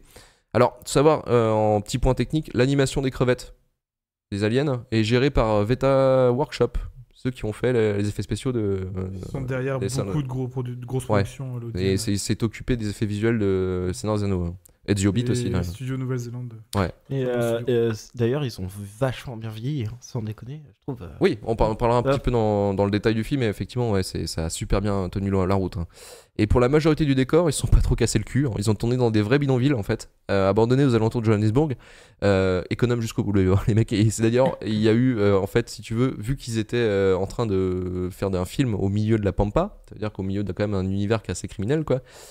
Il y avait des mecs, en fait, au lieu de leur casser les couilles, ils les aidaient à construire des trucs. Non, mais au final, c'est super malin parce que, ok, c'est une grosse économisation de budget, mais d'un autre côté, ça donne une crédibilité, un réalisme au lieu de tournage. Naturel. C'est naturel, ce sont des vrais bidonvilles, comme tu as dit. Ouais. Et, il y a juste à retaper un petit peu, à mettre quelques trucs en plus, quoi, mais c'est tout. À retaper. Mais t'as déjà la base, quoi. Ouais, bah, carrément. Il y a un pays qui a banni le film. Alors, faut savoir, il y a un pays qui se fait représenter, qui se fait passer vraiment pour des fils de pute. C'est une tribu antagoniste dans le film. Ouais. C'est les méchants là. Enfin, les Nigériens, ouais. Et le Nigeria a censuré le film, il a pas voulu que ça passe dans le pays. Et ils ont quasiment porté plainte à la production pour une mauvaise représentation du peuple nigérien, quoi. Ils passent pour des cannibales dans le fin. Le groupe, mais c'est un groupe criminel, donc je comprends pas trop la réaction du gouvernement nigérien. Bah moi non plus, mais tu sais c'était très porté. Ils se sont dit, alors ils ont caricaturé en gros que parce qu'à un moment donné dans le film, il y a tu sais dans l'aspect documentaire, t'as une meuf qui explique pourquoi ils sont comme ça, les mecs, et ils disent ouais, ça c'est les Nigériens. Un peu vaudou et tout ça. Ouais. Les Nigériens sont un peu tarés, donc bon. Non, mais au final, tu sais les noirs de toute façon. Franchement, ça c'est débile parce qu'en plus déjà ce genre de propos dans le film, il est pas crédible, toi, quand tu regardes, tu vois. Non. Parce que du coup, la forme du film ridiculise ce genre de propos un peu. Oui, effectivement, ouais. Et une autre fun fact, la dernière, la base des méchants dans le bâtiment, il y a en fait le bâtiment de la base des méchants, là, le labo où ils reviennent à un moment donné pour récupérer un truc. Vous savez où c'était à qui ça appartenait ce bâtiment? Peter Jackson? Non. Les transports publics de Johannesburg. Donc imaginez le bordel à la TAN si on faisait ça, le film à Nantes. Non, et déjà qu'ils n'arrivent pas à gérer leur transport tout seuls. C'est un film en plus en faisant le bordel. bordel. Un film là-dedans, les pauvres ils sont perdus. Il n'y a plus de transport pendant 6 ans, tu sais. Ils sont choqués, ils font grève. 6 ans plus tard, les gars, c'est terminé. Ouais, mais là on est encore fatigué, on s'en remet. Jackie il a sorti des poubelles la semaine dernière. Il a dû dépasser une table pour le film. On revient encore sur l'administration publique. Ouais. Alors, qui c'est qui veut commencer son avis du film? Mais je pense que j'ai déjà mon petite idée. Qui c'est que je vais demander? L'invité d'abord. Résumé. Allez, Ronan, vas-y, balance. Mon avis, pour moi, c'est un excellent film. Il a, réussi à faire une métaphore pas très subtile de l'apartheid qui avait lieu en Afrique du Sud, et on retrouve tous les éléments, qui permettent de critiquer cette situation sans montrer, des noirs dans des situations appauvries. Ils remplacent ça par des crevettes. Alors j'ai trouvé que c'était un côté intéressant, même si un peu hypocrite, parce qu'il aurait pu le faire directement sur la situation même. Le fait de transposer ça dans un univers de science-fiction, ça amène un peu de distance. Ouais, aussi, ouais. Moi j'ai une question. Est-ce que c'était l'œuf avant la poule avant l'œuf? C'est-à-dire, est-ce qu'ils se sont dit, viens, on va faire un film qui va traiter d'apartheid, mais on va mettre un skin un petit peu, tu vois, de science-fiction? Est-ce qu'ils se sont dit, viens, on fait un film de science-fiction? Et en fait, en écrivant le scénario, en pensant, en réfléchissant dans le film, ils se sont dit, en fait, du coup, ça nous fait penser à des trucs, et du coup, ils ont intégré ce message. Étant donné que le réalisateur, il est sud-africain, son court-métrage avait déjà le même thème. Je pense que c'était vraiment l'apartheid. La base, voilà, c'est ok. Après, je pense qu'on peut l'élargir énormément à, c'est pas forcément l'apartheid en soi. Évidemment, le fait que ce soit à Johannesburg, tout ça, machin, ça appuie ce propos-là. Mais ça va plus loin pour moi que juste l'apartheid. C'est l'exclusion et la discrimination d'un groupe de façon générale. Et je suis pas une grande fan de tout ce qui est science-fiction et tout. Mais pour moi, un des buts de la science-fiction, c'est de présenter des problèmes actuels dans un contexte imaginaire et de juste retransposer ça. Donc je sais pas si c'est hypocrite. C'est une façon différente de... Tu vois, moi j'aurais pas utilisé le terme hypocrite. Pour moi c'est juste une façon de présenter ce truc-là dans un autre univers, quoi. Après, ce que je me suis dit aussi, c'est que c'était une façon aussi de faire prendre conscience aux Blancs du problème d'une manière différente. Justement, avec le héros qui devient un peu une crevette au fur et à mesure du film. Ça apporte justement ce côté identification du Blanc qui est en train de vivre les problèmes des populations opprimées à leur place, quoi. Surtout que c'est pas possible dans une vie réelle de se transformer en... Enfin, tu vois, ça n'existe pas, de pouvoir se transformer en noir ou en, je sais pas, en gay ou en juif ou en je sais pas quoi, tout ce qui a été discriminé jusque-là, tu vois. On peut pas assumer le genre des personnes d'un certain scientifique. Non, mais justement, je trouve que c'est le point fort du film, et le pourquoi de l'utilisation de la science-fiction, là, elle est intéressante, parce que ça permet de tourner une problématique qui est vieille de l'âge de l'humanité, avec un nouvel œil, une nouvelle vision du truc. Ça cool. Je suis d'accord, je suis d'accord avec Elsa sur le point que c'est plus une critique. Généralisation sur...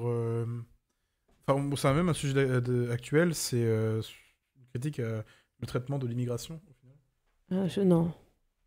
Si, tu veux dire l'histoire des migrants, là. Oui, l'histoire des migrants et le traitement des migrants, et comment ils sont perçus. Ils sont parqués, perçus, exclus. Et à quel point on leur attribue aussi des faux problèmes, et comment on les traite.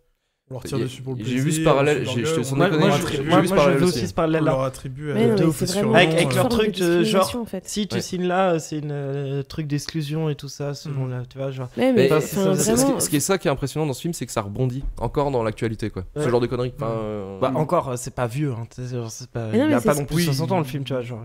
Non, mais il marche encore. Malheureusement, tu vois. Ce film-là, tu passeras dans 30 ans dans les écoles, il marchera encore, je suis sûr. Mais parce que ça montre vraiment de façon hyper lisible comment est-ce que une institution, une société met en place réellement l'exclusion d'un groupe. Et ça, c'est la partie que je trouve très intéressante sur le début, où tu vois les chaînes BFM TV, les documentaires, les machins trucs, où au début on dit juste oh bah ils sont bizarres, on les connaît pas, on sait pas trop. Et puis au fur et à mesure, par 2-3 lois, par-ci par-là, tu vois, ce qu'on a déjà vu à les Point Godwin pendant la Seconde Guerre mondiale, tu vois. Il y a le parallèle avec les Juifs aussi un petit peu. Non, quand mais tu vois bien les sûr. pancartes, les Mais ouais, tu vois, en fait, d'un seul coup, en fait, fait, on passe de ils sont juste différents à ils sont différents, donc on va plutôt séparer apartheid, les Juifs.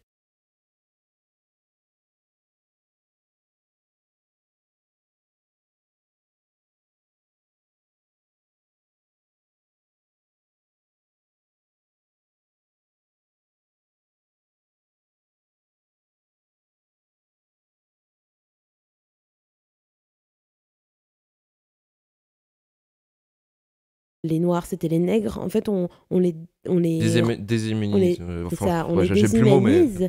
Et en fait, on leur retire petit à petit ce qui pourrait les rapprocher de nous, humains, quoi. de près ou de loin, jusqu'à les exclure totalement d'une société. On colle aussi de faux problèmes, genre c'est le chômage, c'est à cause d'eux, l'augmentation du chômage, la criminalité, l'augmentation de la violence et l'économie du pays aussi est totalement chamboulée, et tout ça, on met ça sur leur dos aussi. Ouais, bien sûr. Ouais, je lis ça vraiment. Il y a aussi ce côté des médias qui tournent un petit peu le truc en leur faveur, tout ça. Enfin, oui, il y a pas mal de trucs là-dessus. Moi, ce que j'ai aimé, oui, c'est bien évidemment le fond qui m'a surpris. Alors, je me suis pas du tout spoilé, hein. J'ai même pas vu la bande-annonce. J'ai vraiment mis le film, c'est tout. Et du coup, c'était une belle surprise. C'est vrai que le fond vraiment du film est assez explicite.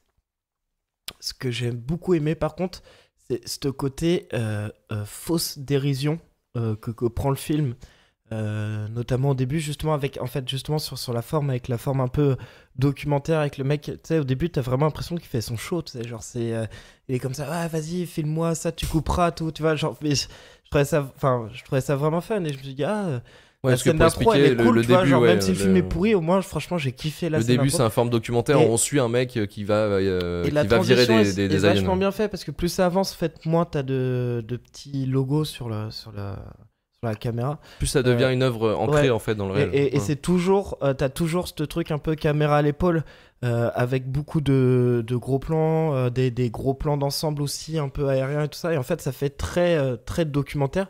Et du coup, il y a un côté super réaliste. Immersif aussi, immersif et réaliste dans le film, tu vois, hormis, bien sûr, les aliens qui effectivement, bon, pour le moment, on n'en a pas vu qui ressemble à ça. Mais je trouvais ça vachement... Enfin, genre, moi, ce qui m'a vraiment le plus fait kiffer, c'est justement le côté vraiment... une sorte de contraste entre la réalité et l'autodérision, et je trouvais ça vachement cool. Enfin, j'ai vraiment aimé la forme du film. Il y a un truc que j'ai pas aimé du tout, c'est la musique. J'ai trouvé oubliable as fuck. D'ailleurs, tu l'as remis là, j'étais ah ouais, c'est vrai, c'était ça. Sans déconner, moi j'ai cru que s'ils avaient chopé la musique de la chute du Faucon Noir, c'est à peu près la même tonalité. C'était Hans Zimmer en plus qui avait fait la musique. L'acteur est très très cool aussi. Charlton Copley, il est dingue. Mais tu vois, il y a eu justement cette construction un peu du malaise au début qu'on voit dans l'aspect documentaire. C'est au départ, t'as l'impression que c'est juste un bureaucrate qui fait son taf. Bon, il a l'air de prendre de kiffer. Enfin, il profite du pouvoir. Et puis, au fur et à mesure qu'on avance dans ce processus d'éviction des crevettes pour les emmener dans un autre, pour les déplacer, on arrive à des scènes où à un moment, il tombe sur une espèce de nid, il commence à dire, oh, regarde, sur des branches là, le gamin il va crever, là, machin. Tiens, et tu veux garder ça, c'est ton premier avortement. Mais c'est violent. Il y a aussi deux trucs qui m'ont bien plu. C'est cette fin un peu grise de, en fait, il devient une crevette. Désolé, hein, j'ai spoilé à tous les connards qui n'ont pas vu le film et qui écoutent. Mais c'est... tu vois, c'était pas une vraie happy end, c'est une fausse happy end. Oui, parce que du coup, il y a son nouveau pote qui s'est fait crevette, qui a pu s'échapper, etc. Et qui lui a promis de revenir, mais on le voit jamais vraiment revenir. Après, ça j'ai bien aimé. Et ce que j'ai bien aimé aussi, c'est que c'était vachement subtil dans le changement de ses idées au personnage principal. C'est-à-dire que quasiment jusqu'à la scène de fin, il essaie de le niquer, la crevette, tu vois. Ouais, En il est mode, égoïste, il pense pour ouais. sa gueule, tu vois. Et je trouve ça, c'était assez pertinent dans le fait de... alors, je vais faire mon analyste un peu pété, mais le truc, c'est que bah, tu changes pas juste des pensées un peu ancrées, genre en claquant de main, tu vois, comme ça. Même le mec transformé, tu vois, il pense encore qu'à sa gueule, tu sais, à un moment donné, il dit, ouais, vas-y, il pense qu'à avoir je vous sa file vie, la quoi. crevette, Ouais. je vais voir ma femme, tu vois. Enfin, c'était un peu ça, à un moment donné, sur la fin, tu vois. Et je trouvais ça vachement cool aussi, que c'est pas genre, d'un coup, ça y est, ça devient une crevette, le mec, il a le cœur sur la main, il veut aider, tu vois. Oui, Enfin, tu vois, je un trouvais film ça trop, vachement subtil. Et il y en a plein, je pense, qui seraient tombés dans le piège de, une fois la transformation bien entamée, du mec qui change totalement d'objectif et tout Ouais, ça, et c'est qui ce devient qu'on pourrait- vraiment... C'est ce qu'on pourrait penser d'ailleurs au moment donné où, juste à la fin, tu sais, il se casse avec le mecha et Ouais. il revient en fait vers Ouais, c'est ça, le mec. Et justement, en c'est fait, ça. c'est pas juste parce qu'il devient une crevette, c'est surtout qu'en fait, il se rend compte que qu'il est en train de laisser crever une personne, une crevette, certes, mais quand même qui a une pensée, qui a une Mais émotion. ça se fait pas. Ce que je veux dire, c'est que ça se fait genre sur les 10 dernières minutes. Mm. Et à chaque fois, avant, t'avais des trucs du genre, Putain, quel viens, je vais enculé, t'aider, quoi. et Ouais. t'as vraiment l'impression qu'il est sincère, tu vois, genre pense à ton gamin et tout ça, tu vois, ou que le mec revient et tout ça. Et après, il arrive, ils vont mettre le carburant, t'as l'autre qui se fait niquer, vas-y, on s'en bat les couilles, décolle ton vaisseau, tu vois, genre ton papa, il va venir plus tard, tu vois. Ce que je veux dire, c'est que le mec reste un connard quasiment tout le film, tu vois. Mm. Et ça, je trouvais ça assez cool, tu vois, genre... Et un dernier truc, désolé, je parle beaucoup, que je trouvais très intéressant, là, c'est vraiment en dehors du message politique, un petit peu du film, c'est le fait de voir les méchants gentils face à des aliens, en fait. D'habitude, film, on va dire... avec des envahisseurs classiques, c'est... Oui, ils viennent nous casser la gueule. On se fait envahir, du coup, nous, on est les gentils, on défend nos positions, et eux, c'est les méchants. Ouais. Tu vois, et là, de voir l'effet inverse, et en fait, du coup, moi, ça m'a mis un peu mal à l'aise quand je voyais un petit peu, du coup, que la race humaine était méchante, et en fait, du coup, que les crevettes étaient gentilles. Et bah, du coup, en fait, je trouvais ce point de vue super intéressant, tu vois, d'un peu chambouler les codes préétablis que t'as genre dans plein de trucs, tu vois, dans les deux mondes et tout ça, tu vois, genre enfin les gros la guerre des classiques mondes. aliens, Ouais. tu vois, Ouais. où c'est toujours l'alien le connard. Là, de fait de voir les humains connards, je trouvais ça vachement Et limite moins vachement humain, couillu, tu moins vois. humain que les crevettes. Quoi, Ouais. limite. Moi, ce que j'ai beaucoup aimé sur ce film, c'est cette empathie du coup qu'on a pour ces aliens qui sont être censés les envahisseurs. C'est à quel point, en termes techniques, déjà graphiquement, ça vit très bien. Le film a toujours de la gueule aujourd'hui. Et cette empathie qu'on a envers des personnages fictifs, CGI, qui n'ont pas forcément un visage aussi expressif que le nôtre, avec des formes différentes, le fait que ce soit des aliens. Et je trouve qu'ils ont très bien réussi à communiquer leurs émotions. Avec les regards et tout, ouais. Les regards et tout ça. Et en fait, c'était pour revenir sur ce côté un peu technique et de réalisation, que je trouve que les crevettes sont super bien foutues. Et on arrive vraiment à les humaniser et à avoir cette empathie pour eux. Pour moi, à partir du moment dans un film où tu as des personnages fictifs qui n'ont rien à voir avec des humains, à partir du moment où tu arrives à avoir de l'empathie et des émotions fortes pour ces personnages, pour moi, c'est très très bien foutu. Ça me fait beaucoup penser à Chappie, si vous l'avez vu. Bah, pareil, de Neil Blomkamp dans un aussi. contexte voilà, c'est un peu similaire en Afrique du Sud. Bah, c'est le film pour le même c'est un rêve. robot qui est techniquement n'a aucune conscience et émotion, mais pourtant tu arrives à À avoir de ressentir l'empathie, ouais. des grosses émotions pour lui et avoir mal pour lui, et c'est super fort. Pour moi, réussir à transmettre des émotions pour quelque chose qui n'est rien au final, enfin, c'est fort. très fort. Le début, vraiment le tout début, ça m'a vraiment fait penser à C'est arrivé près de chez vous. Pareil, non, mais de suivre les connards. Ah, mais found et footage, même, ouais. vraiment, tu vois, t'as un côté vraiment léger dans l'approche vraiment des personnages qui sont filmés, un tu vois, détachement justement, Osef, ouais. quand le truc machin, ou genre, quand il leur balance, tu sais, les boîtes de pâté pour chat, allez, bouffer, tu vois. Et enfin, moi, j'avais l'impression de voir Poulvord, tu vois, qui est en train de lester ses mecs et tout ça, qui s'en bat les couilles, tu vois. Mais tu vois, genre, il y avait un peu cette sensation, justement, de décalage entre le propos et enfin, entre vraiment la base, le fond, et ce qui est montré à l'écran, tu vois. Et ça, je trouvais ça vraiment cool. Efficace, ouais. Truc un peu dérangeant, malaisant, comme ça. Mais un peu drôle, mais en même temps grisant. c'est ça, tu vois, peut-être, parce ouais. qu'il y a presque des répliques presque humoristiques, tu vois, dans le bordel, tu vois. Justement, moi, au début, quand ils l'appelaient tous les crevettes, je trouvais ça, franchement, ça m'a fait sourire, ça m'a pas fait rire, mais tu sais, Tu sais, au début, tu dis les crevettes, tu vois pas vraiment le truc, puis quand tu les vois, tu dis ah ouais, ça ressemble vraiment à des crevettes en fait, tu vois. Mais plus des tu vois, langoustines. c'est ce côté un peu ça, tu vois, et puis que tout le monde les appelle les crevettes, toi à la fin, bah tu vois, Les on appelle les appelle les crevettes, tu vois, genre c'est. Ouais, c'est vrai. Ouais. C'est pas le genre de film que moi j'aime regarder parce que ça me fait pas plaisir du tout. Dans le sens où j'ai déjà essayé de le regarder, c'était dit à la fin du dernier épisode là. Ouais. J'avais déjà essayé de le regarder et je peux pas parce que ça me fait faire des crises d'angoisse. Et là, j'ai pas pu regarder les 40 premières minutes du film. Et j'ai quasiment pas pu écouter non plus. Il a fallu que je baisse le son, machin. Mais c'est totalement personnel, c'est totalement subjectif. Et ça n'empêche pas du tout que je puisse reconnaître au film plein de grandes qualités. En termes de tout ce qui est univers, tout ça, c'est pas trop mon kiff non plus. Voilà. Après, le truc que moi j'ai trouvé hyper intéressant, c'est que pour moi c'est un film hyper humain sous toutes les coutures possibles et inimaginables. Déjà dans le personnage principal, que tout à l'heure Péto tu disais, tu vois, avec des guillemets, tu disais ouais un connard, t'as vu il agit comme un connard jusqu'à la fin, et en fait non, je pense qu'il agit pas du tout comme un connard, je pense qu'il agit comme un humain dans cette situation là en fait, où en fait d'un seul coup ta vie elle est chamboulée de tout au tout. C'est exacerbé quoi. Bah non mais tu t'essayes de survivre quoi. Ouais, bien sûr. Peu importe. Et en plus de ça, on l'a très bien dit juste avant, t'essayes de survivre. Oui, tu troques ta vie contre une crevette parce que de toute façon, tout le monde te dit que... et c'est probablement des gens qui ont grandi dans cette optique-là que les crevettes, c'était pas des êtres humains et qui méritaient pas grand-chose d'autre, quoi. Et je trouve que vraiment, sur ça, le film a vraiment bien réussi à cerner le truc. Des grands concepts que vraiment, moi, je sais que c'est un petit peu une de mes petites passions de me focaliser... Non, mais j'ai une petite passion sur les enfants. Non, mais sur tout ce qui est organisation sociétale et sur tout ce qui est régime totalitaire et ce genre de trucs. Et ça t'a paru plausible ? Mais carrément, mais carrément, encore une fois, la ghettoisation d'une population, tu regardes et c'est toujours construit de la même manière. Et en fait, ce film-là, c'est franchement, si vous deviez suivre un cours de sociologie des systèmes totalitaires, tu vois, mais clairement, tu regardes ce film et tu vois quasiment comment c'est construit. Et en vrai, pour moi, tu retires toute la partie là dégueulasse où il se transforme en je sais pas quoi, il se fait charcuter les bras, les trucs là. Tout ça, on n'en a pas besoin. C'est pas ça qui est intéressant.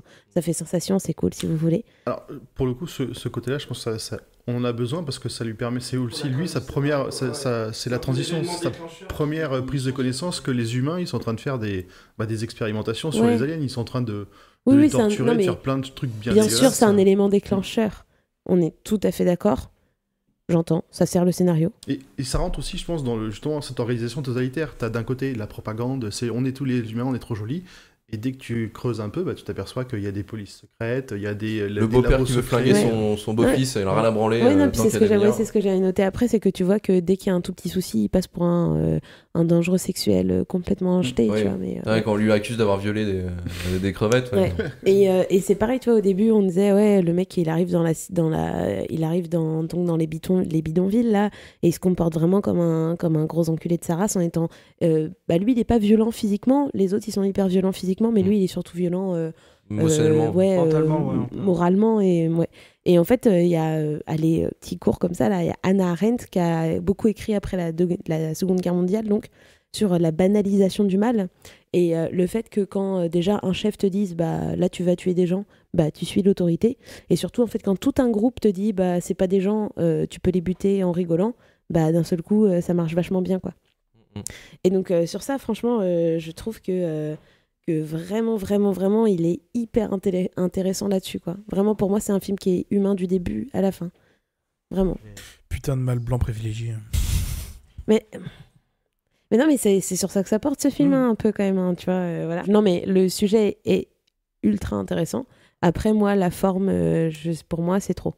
Je peux pas mais parce que je suis une petite nature. Une petite nature. Allez. Moi, j'ai pas de couilles. Un petit détail, je sais pas si vous l'avez noté, mais le nom du héros, même le nom, on lui fait penser qu'il est faible. Son prénom, c'est Wicus, donc c'est. Oui, Wick. Wick de base, tu lis faible, tu dis.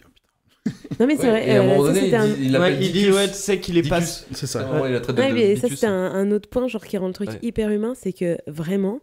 Ce personnage de base là, quand ils se font sa petite présentation au début, mais c'est un branlos de fonctionnaire. mais moi j'ai envie de le tarter quoi. À la série Vas-y, Ophélie. Comment... Ouais, non, de Canal+, tu sais, où qui prenait message à caractère informatique. Ouais, c'est ça, ça me faisait penser à ça, moi. Oui, mais limite, et en plus, bonjour. sa VO, enfin sa vraie voix, elle est vraiment dans ce truc-là, un peu au perché, tu vois, genre. Bah moi j'ai pas vu mais VF, c'est insupportable. Une question pour vous, spécialistes de la science-fiction et tout machin. Je me suis fait la réflexion que les aliens, ils sont encore hyper ils nous ressemblent. Ils ont une forme humaine, ouais. Ouais. Est-ce qu'il y a des films de science-fiction où c'est pas le cas? Attends. Starship Trooper. Parce que là, ça m'a saoulé encore. Enfin, ils te les présentent comme des animaux. Ouais, c'est des gros insectes. Starship Troopers, ils sont représentés comme des bestioles, mais du coup, un peu plus dépourvus d'intelligence. Pourtant, ils ont des vaisseaux, des trucs de ouf, mais on les voit pas communiquer en soi entre eux. Ils sont montrés un peu comme des bêtes. Je pense que c'est une simplicité, oui, ça ressemble une simplicité scénaristique de faire toujours des humanoïdes. Parce que le spectateur, du coup, s'identifie. Enfin, il a pas envie de s'identifier à un alien, mais il comprend mieux. Il comprend mieux et je pense, pour moi, je pense une grande facilité scénaristique de faire ça et que de faire l'inverse, ça va être hyper compliqué de mise en scène parce que ça implique plus de moyens techniques ou de costumes. Moi, je pense que c'est un sujet qui est quand même pas tout jeune au cinéma. Et je pense qu'à la base, c'était juste une question vraiment technique de faire bouger un alien avec un costume. Et qu'en fait, je pense, peut-être, enfin, c'est supposition, mais je pense que ça a dû vraiment imprégner l'imaginaire collectif. Ouais. Tu vois, un petit peu comme le fait de les voir tout verts avec des yeux ovales, tu vois. Ouais. Que du coup, en fait, c'est resté et qu'aujourd'hui, tu as une image de l'alien et que du coup, pour bien le représenter dans la tête de tout le monde, du coup, lui mettre une. Parce que tu vois, par exemple, je reviens sur Starship Troopers. Moi, franchement, les aliens, du coup, je les trouve vachement moins crédibles, tu vois.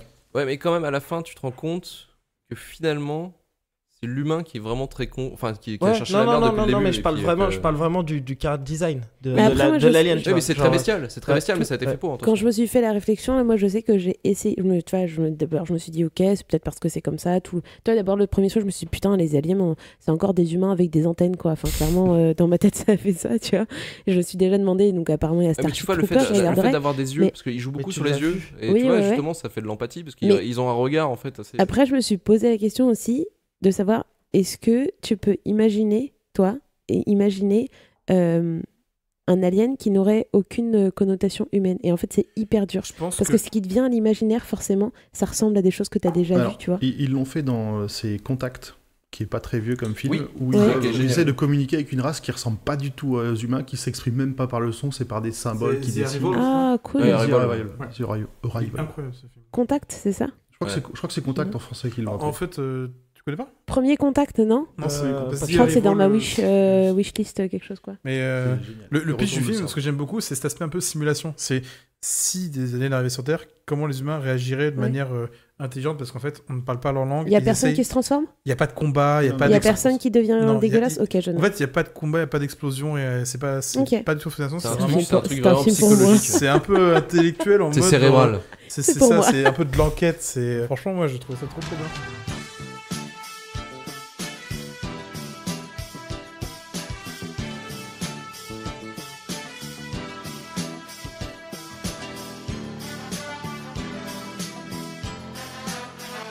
Rendez-vous avec quelqu'un qui veut voir mon travail. De la merde. De la merde. De la merde. De la merde. De la merde, de la merde. Allez, c'est parti pour le verdict. Donc, les notes des chroniqueurs par rapport à District 9. Donc, Vivien nous avait lâché une note de 6,5, sans réelle vraiment justification. Jusqu'ici, il m'avait dit que c'était fait chier. Formidable. Maintenant, à l'invité, Grand Poil, qu'est-ce que tu penses? Sur 10, quelle note tu mettrais? Ouais, c'est chaud. C'est chaud, frère. Sur un 8,5, on va dire. Parce que 8,5, pour moi, c'est un très bon film. Il y a beaucoup mieux. Il y a des films sur lesquels je peux te mettre un 9, 10 sans hésiter, type Alien ou The Thing. Alien, de facile. C'est vrai que t'es pas habitué à notre échelle de notation de RVLT. Parce que pour 10, c'est le grand chef-d'œuvre, on essaye de mettre, tu vois. Ah, mais pour moi, c'est les films que je viens de te citer, c'est des grands chefs-d'œuvre. J'ai aucun souci avec ça. Ouais, c'est d'accord. Non, mais 8,5. Je ne pas avoir une si haute note. Ça marche. Donc c'est un film que je trouve très bien. Ouais, 8,5 pour Grand Poil. Louis, tu voulais mettre quelle note? Mais tu vois, je pense que c'est un très bon film. J'ai toujours passé un bon moment parce que j'ai vu pas mal de fois. J'arrive pas à trouver de gros points négatifs dedans. Je vais le mettre. C'est dur de noter quand même.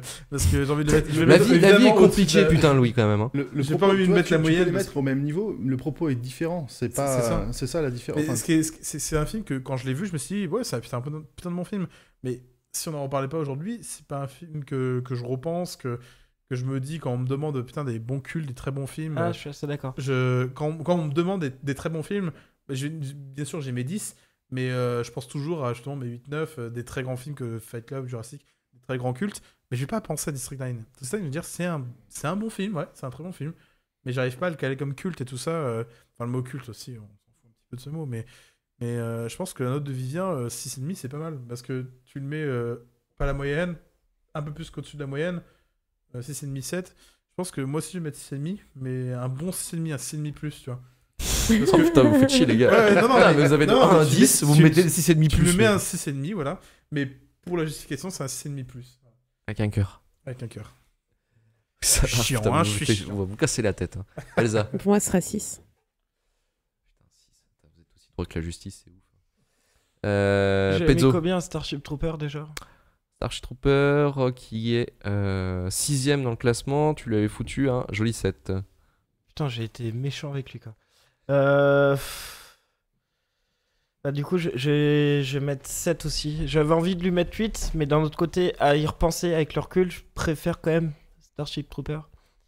Et d'un autre côté, j'ai pas envie de bâcher ce film-là parce qu'il est vraiment super, donc je vais mettre un 7. Ça marche.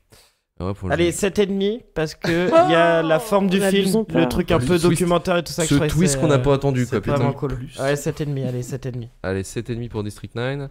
Et toi? Et moi, oui. Et moi, écoute, j'avais peur qu'on... Enfin, bon, ça fait longtemps que je l'avais vu au premier abord, après je l'ai revu hier. En fait, là où j'avais peur, c'est que ça faisait le piège, ça je m'en souvenais plus, mais le piège du... Ça fait réfléchir, hein. Et il l'évite. Ça, il l'évite plutôt bien, parce qu'on aurait pu tomber sur un truc vraiment cliché en disant vous avez vu bah, c'est cliché sur plein d'autres trucs, mais sur le fond, ça va.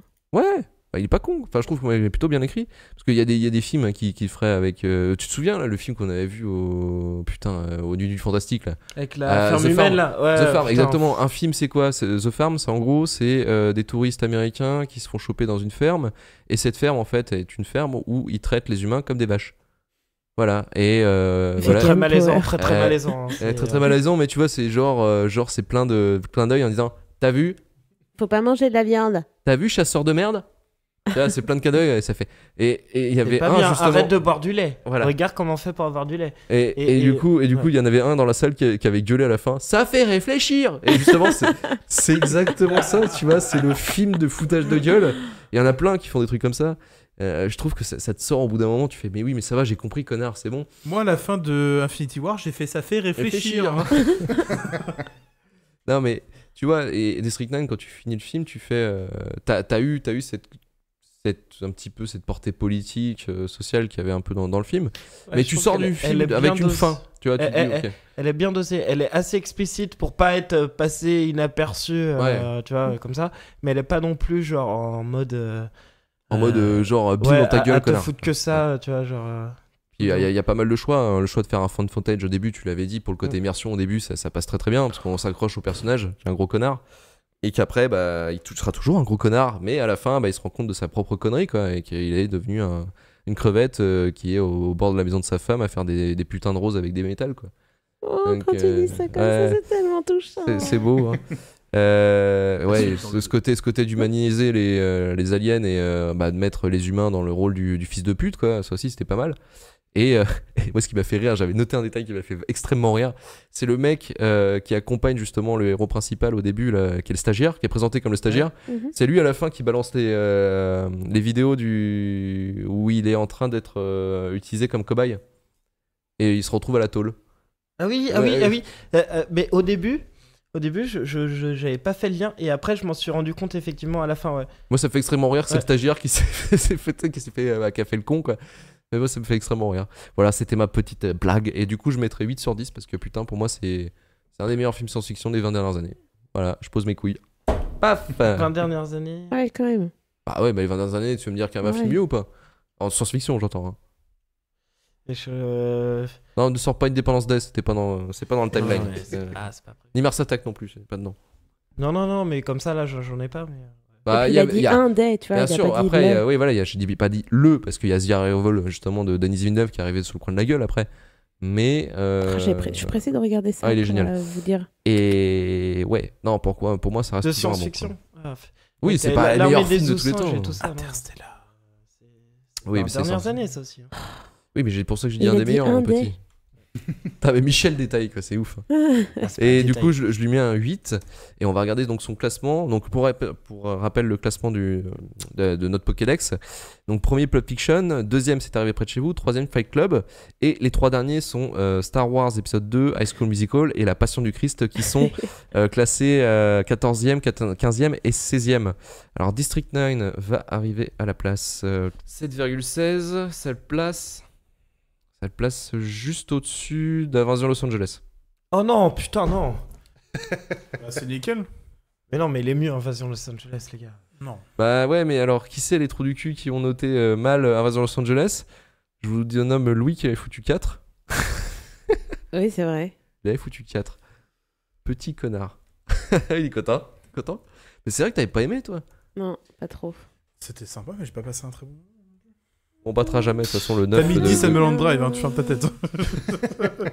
Mec, Donc District 9 se retrouve 8ème entre Une histoire vraie au-dessus. Ah, ça va. Et juste en dessous, il y a Invasion Los Angeles. Ah, ça va pas. Non, ça va pas du tout, mec. Ah ouais. Putain, mais il est trop bien.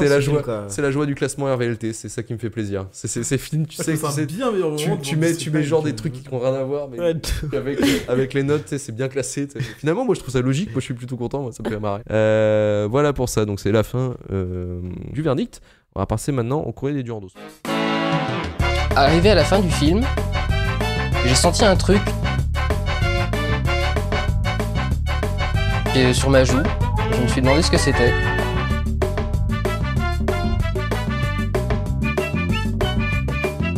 Et je me suis rendu compte que j'étais en train de pleurer d'admiration devant Lucie. Je vais te fumer. Alors, pour le courrier des Durandos, donc ce mois-ci pour le film District 9, j'ai demandé aux auditeurs, comme d'habitude, de renvoyer leur avis sur le film par le biais de hervé.turfu@gmail.com ou même sur Twitter. Et on va commencer, bien sûr, avec la critique, je dirais le Terminator de la critique, Arthur Froment, qui nous parle donc de District 9 et nous dit grande sensation des festivals et à force de secrets de Polichinelle, sa renommée se fera crescendo et évolutif, peut-être par une partie de l'auditoire lassé d'une trilogie millénaire Star Warsienne, Pato, ou d'un Will Smith en Yes Man trop enrobé de miel sucré par des studios peu regardants sur le matériau de base, partant sur un monstrueux court-métrage Alive in Joburg. Pour ma pomme, je suis coincé le popotin entre deux chaises, sans vraiment déterminer et certifier si j'aime ce film passionnément, et détestant avec le poids des années en trouvant mieux ailleurs. J'aime sa rigidité ardue et froide, sans explosifs qui sursautent tous les 10 minutes. La tragédie du premier tiers tient le haut du piano, d'une bonne récolte de clous de girofle abondante. Après, sur le dernier tiers, j'arrive pas à me concentrer sur les réels enjeux du film, ou la désagréable sensation d'être mis sous la touche, sans trop savoir pourquoi. Pourtant, il restera arrangé parmi les patrons du genre, croyant alors à un successeur de futur renom. Comme un tiercé gagnant lors des pronostics sur une mise, voire un coup de poker menteur. Rappelons hasard du calendrier le majestueux documentaire Le procès contre Mandela et les autres, lutte contre l'apartheid qui entre 64 et de nos jours, l'égalité des peuples est loin d'une promenade de santé tranquille et nous font dire qu'à rien peut basculer en un claquement de doigts, invasion extraterrestre ou individu bien ancré dans le réel. Merci Arthur pour cette critique. J'avais également demandé donc à nos auditeurs et auditrices quel était votre film de science-fiction sous-estimé. Alors on a eu plusieurs réponses sur Facebook et Twitter. On a Yanis Kelebra qui avait dit Starship Troopers qu'on avait déjà traité il y a quelques temps. Et effectivement, c'est un petit peu lui à l'époque. Maintenant, il est plus devenu culte, mais c'est vrai qu'au moment de sa sortie, il s'est fait quand même sacrément bâcher. Je vous laisse réécouter l'épisode de Retour vers le Turfu sur ce sujet. On a Valentin Branger qui nous dit Looper, effectivement, un très très bon film. On a Papa Logic, aka Batman, qui nous parle de Impostor, sorti en 2002 avec Gary Sinise et Madeleine Stowe et Vincent Donofrio, direct ou DVD en France, et pourtant pas mauvais. Encore une adaptation trahissant Philippe Cadic, comme toutes les science-fiction. Très classique dans le design, mais qui mérite quand même d'être vu et je trouve injustement méprisé. On a également Léo Sacom, pas la meilleure, mais sous-cotée, Edge of Tomorrow, et en plus une fausse bonne adaptation d'un jeu vidéo ciné. Et oui, c'est vrai. Et d'ailleurs, c'est l'adaptation d'un manga et que je trouve exceptionnel. Ils sont pas aspirés clairement du manga, ils ont pris quelques idées. Mais je trouve que le film est vraiment, vraiment efficace. Edge of Tomorrow, c'est vraiment une bonne surprise.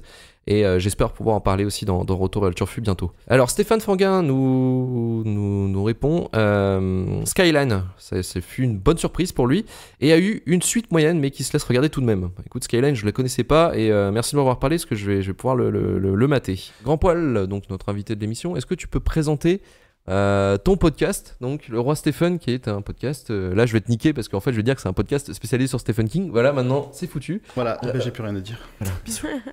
Donc, non, mais en quelque sorte, c'est un podcast qui s'est monté il y a combien de temps là ?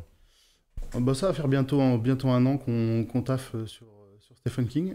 Stephen King, d'ailleurs, il faut le prononcer correctement. King. Personne n'y arrive. À la fin, on dit tous King ou autre. Ouais, pour éviter de se casser le cul. Ouais. Ou alors on massacre son prénom, mais de manière totalement volontaire. Stevie.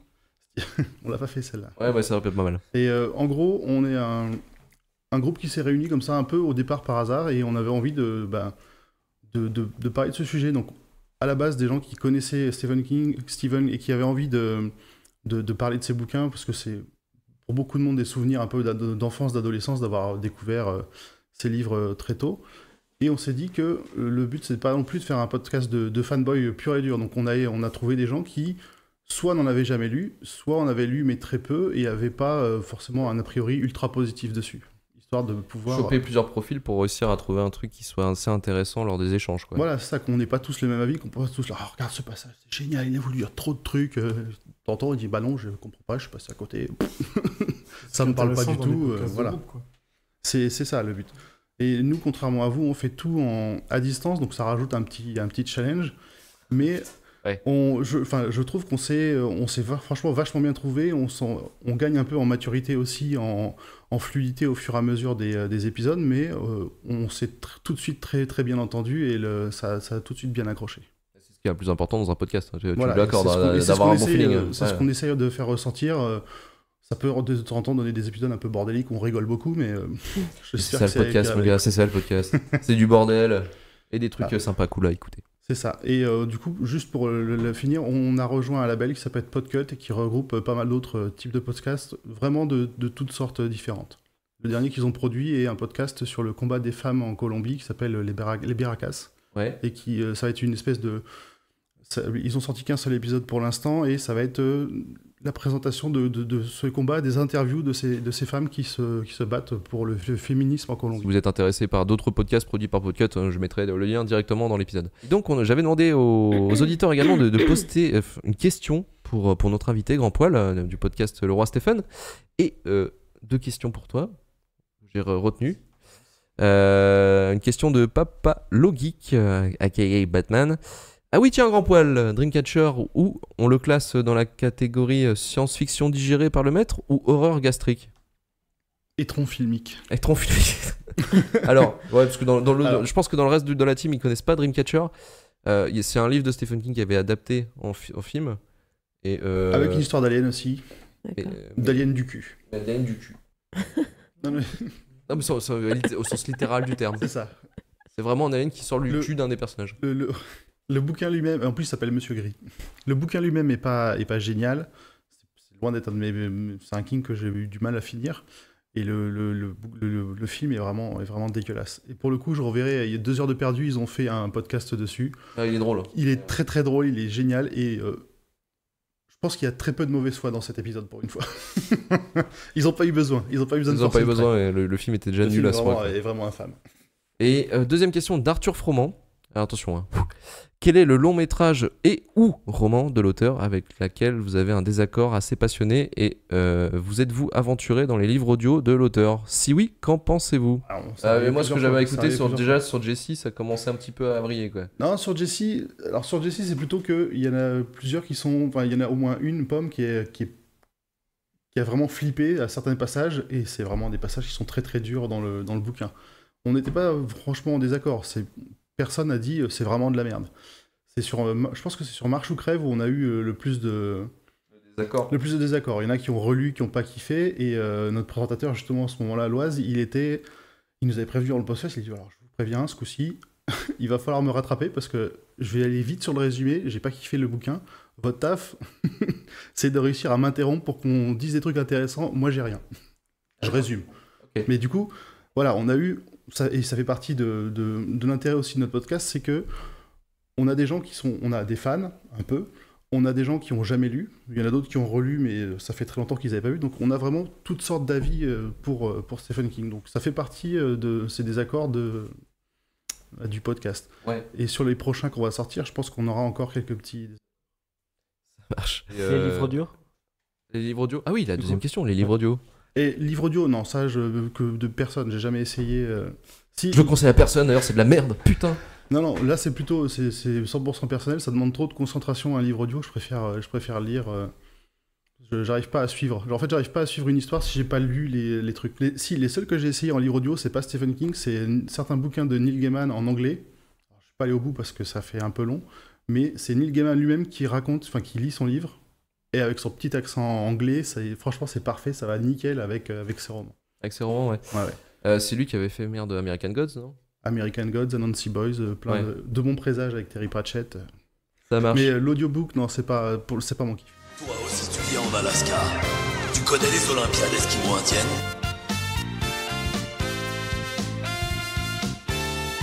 J'en ai entendu parler. Tu dois être très fort dans la discipline mangeur de Moktouk.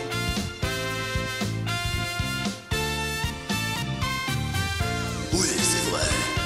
Mais il y a une autre catégorie dans laquelle j'excelle. Le tirage d'oreilles esquimau.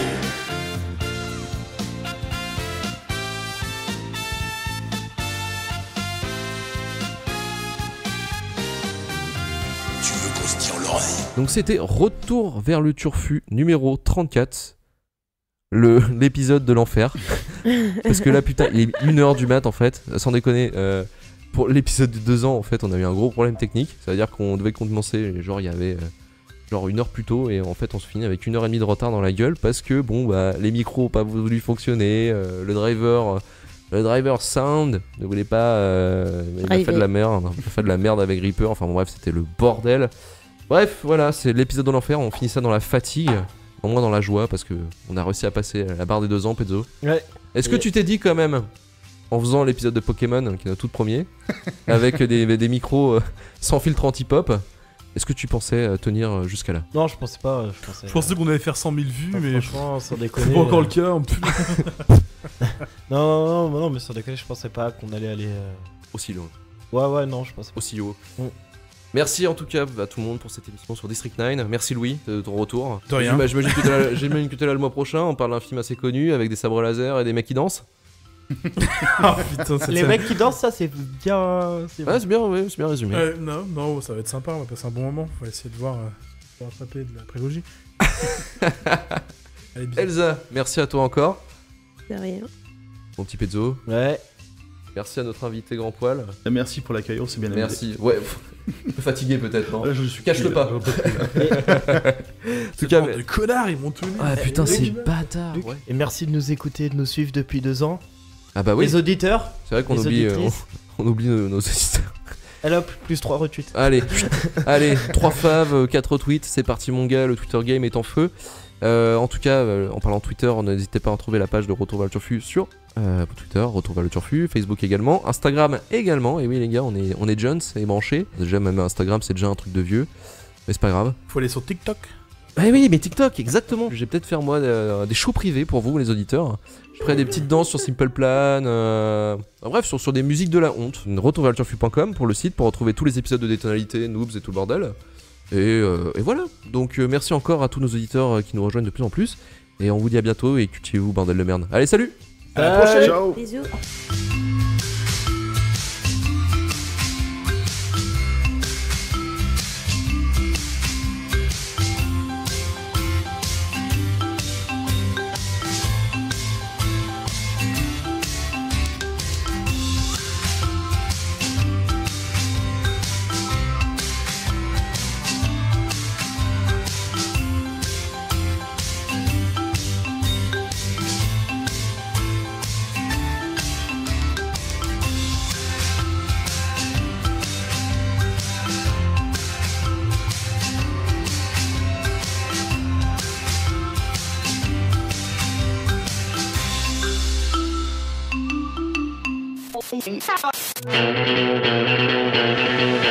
Vous prenez Enzo sur Overwatch et tout le monde vous crache à la gueule et vous ne comprenez pas pourquoi. Vous ne comprenez absolument pas ce que disent vos gosses. Votre mari vous délaisse pendant des jours à jouer à Red Dead Redemption. Vous savez pas ce que c'est Fortnite. Votre fils ne vient pas à table à manger à l'heure indiquée, même après de nombreux appels. C'est chiant quand ça vous arrive. Ça n'avait marre de se faire passer pour un ringard. Vous voulez apprendre 2-3 trucs sur les jeux vidéo, des petites anecdotes, des histoires, des personnages, des grands créateurs, pas de problème. Le podcast Noobs est fait pour vous. 10 minutes d'apprentissage toutes les 2 semaines sur Deezer, Spotify et iTunes.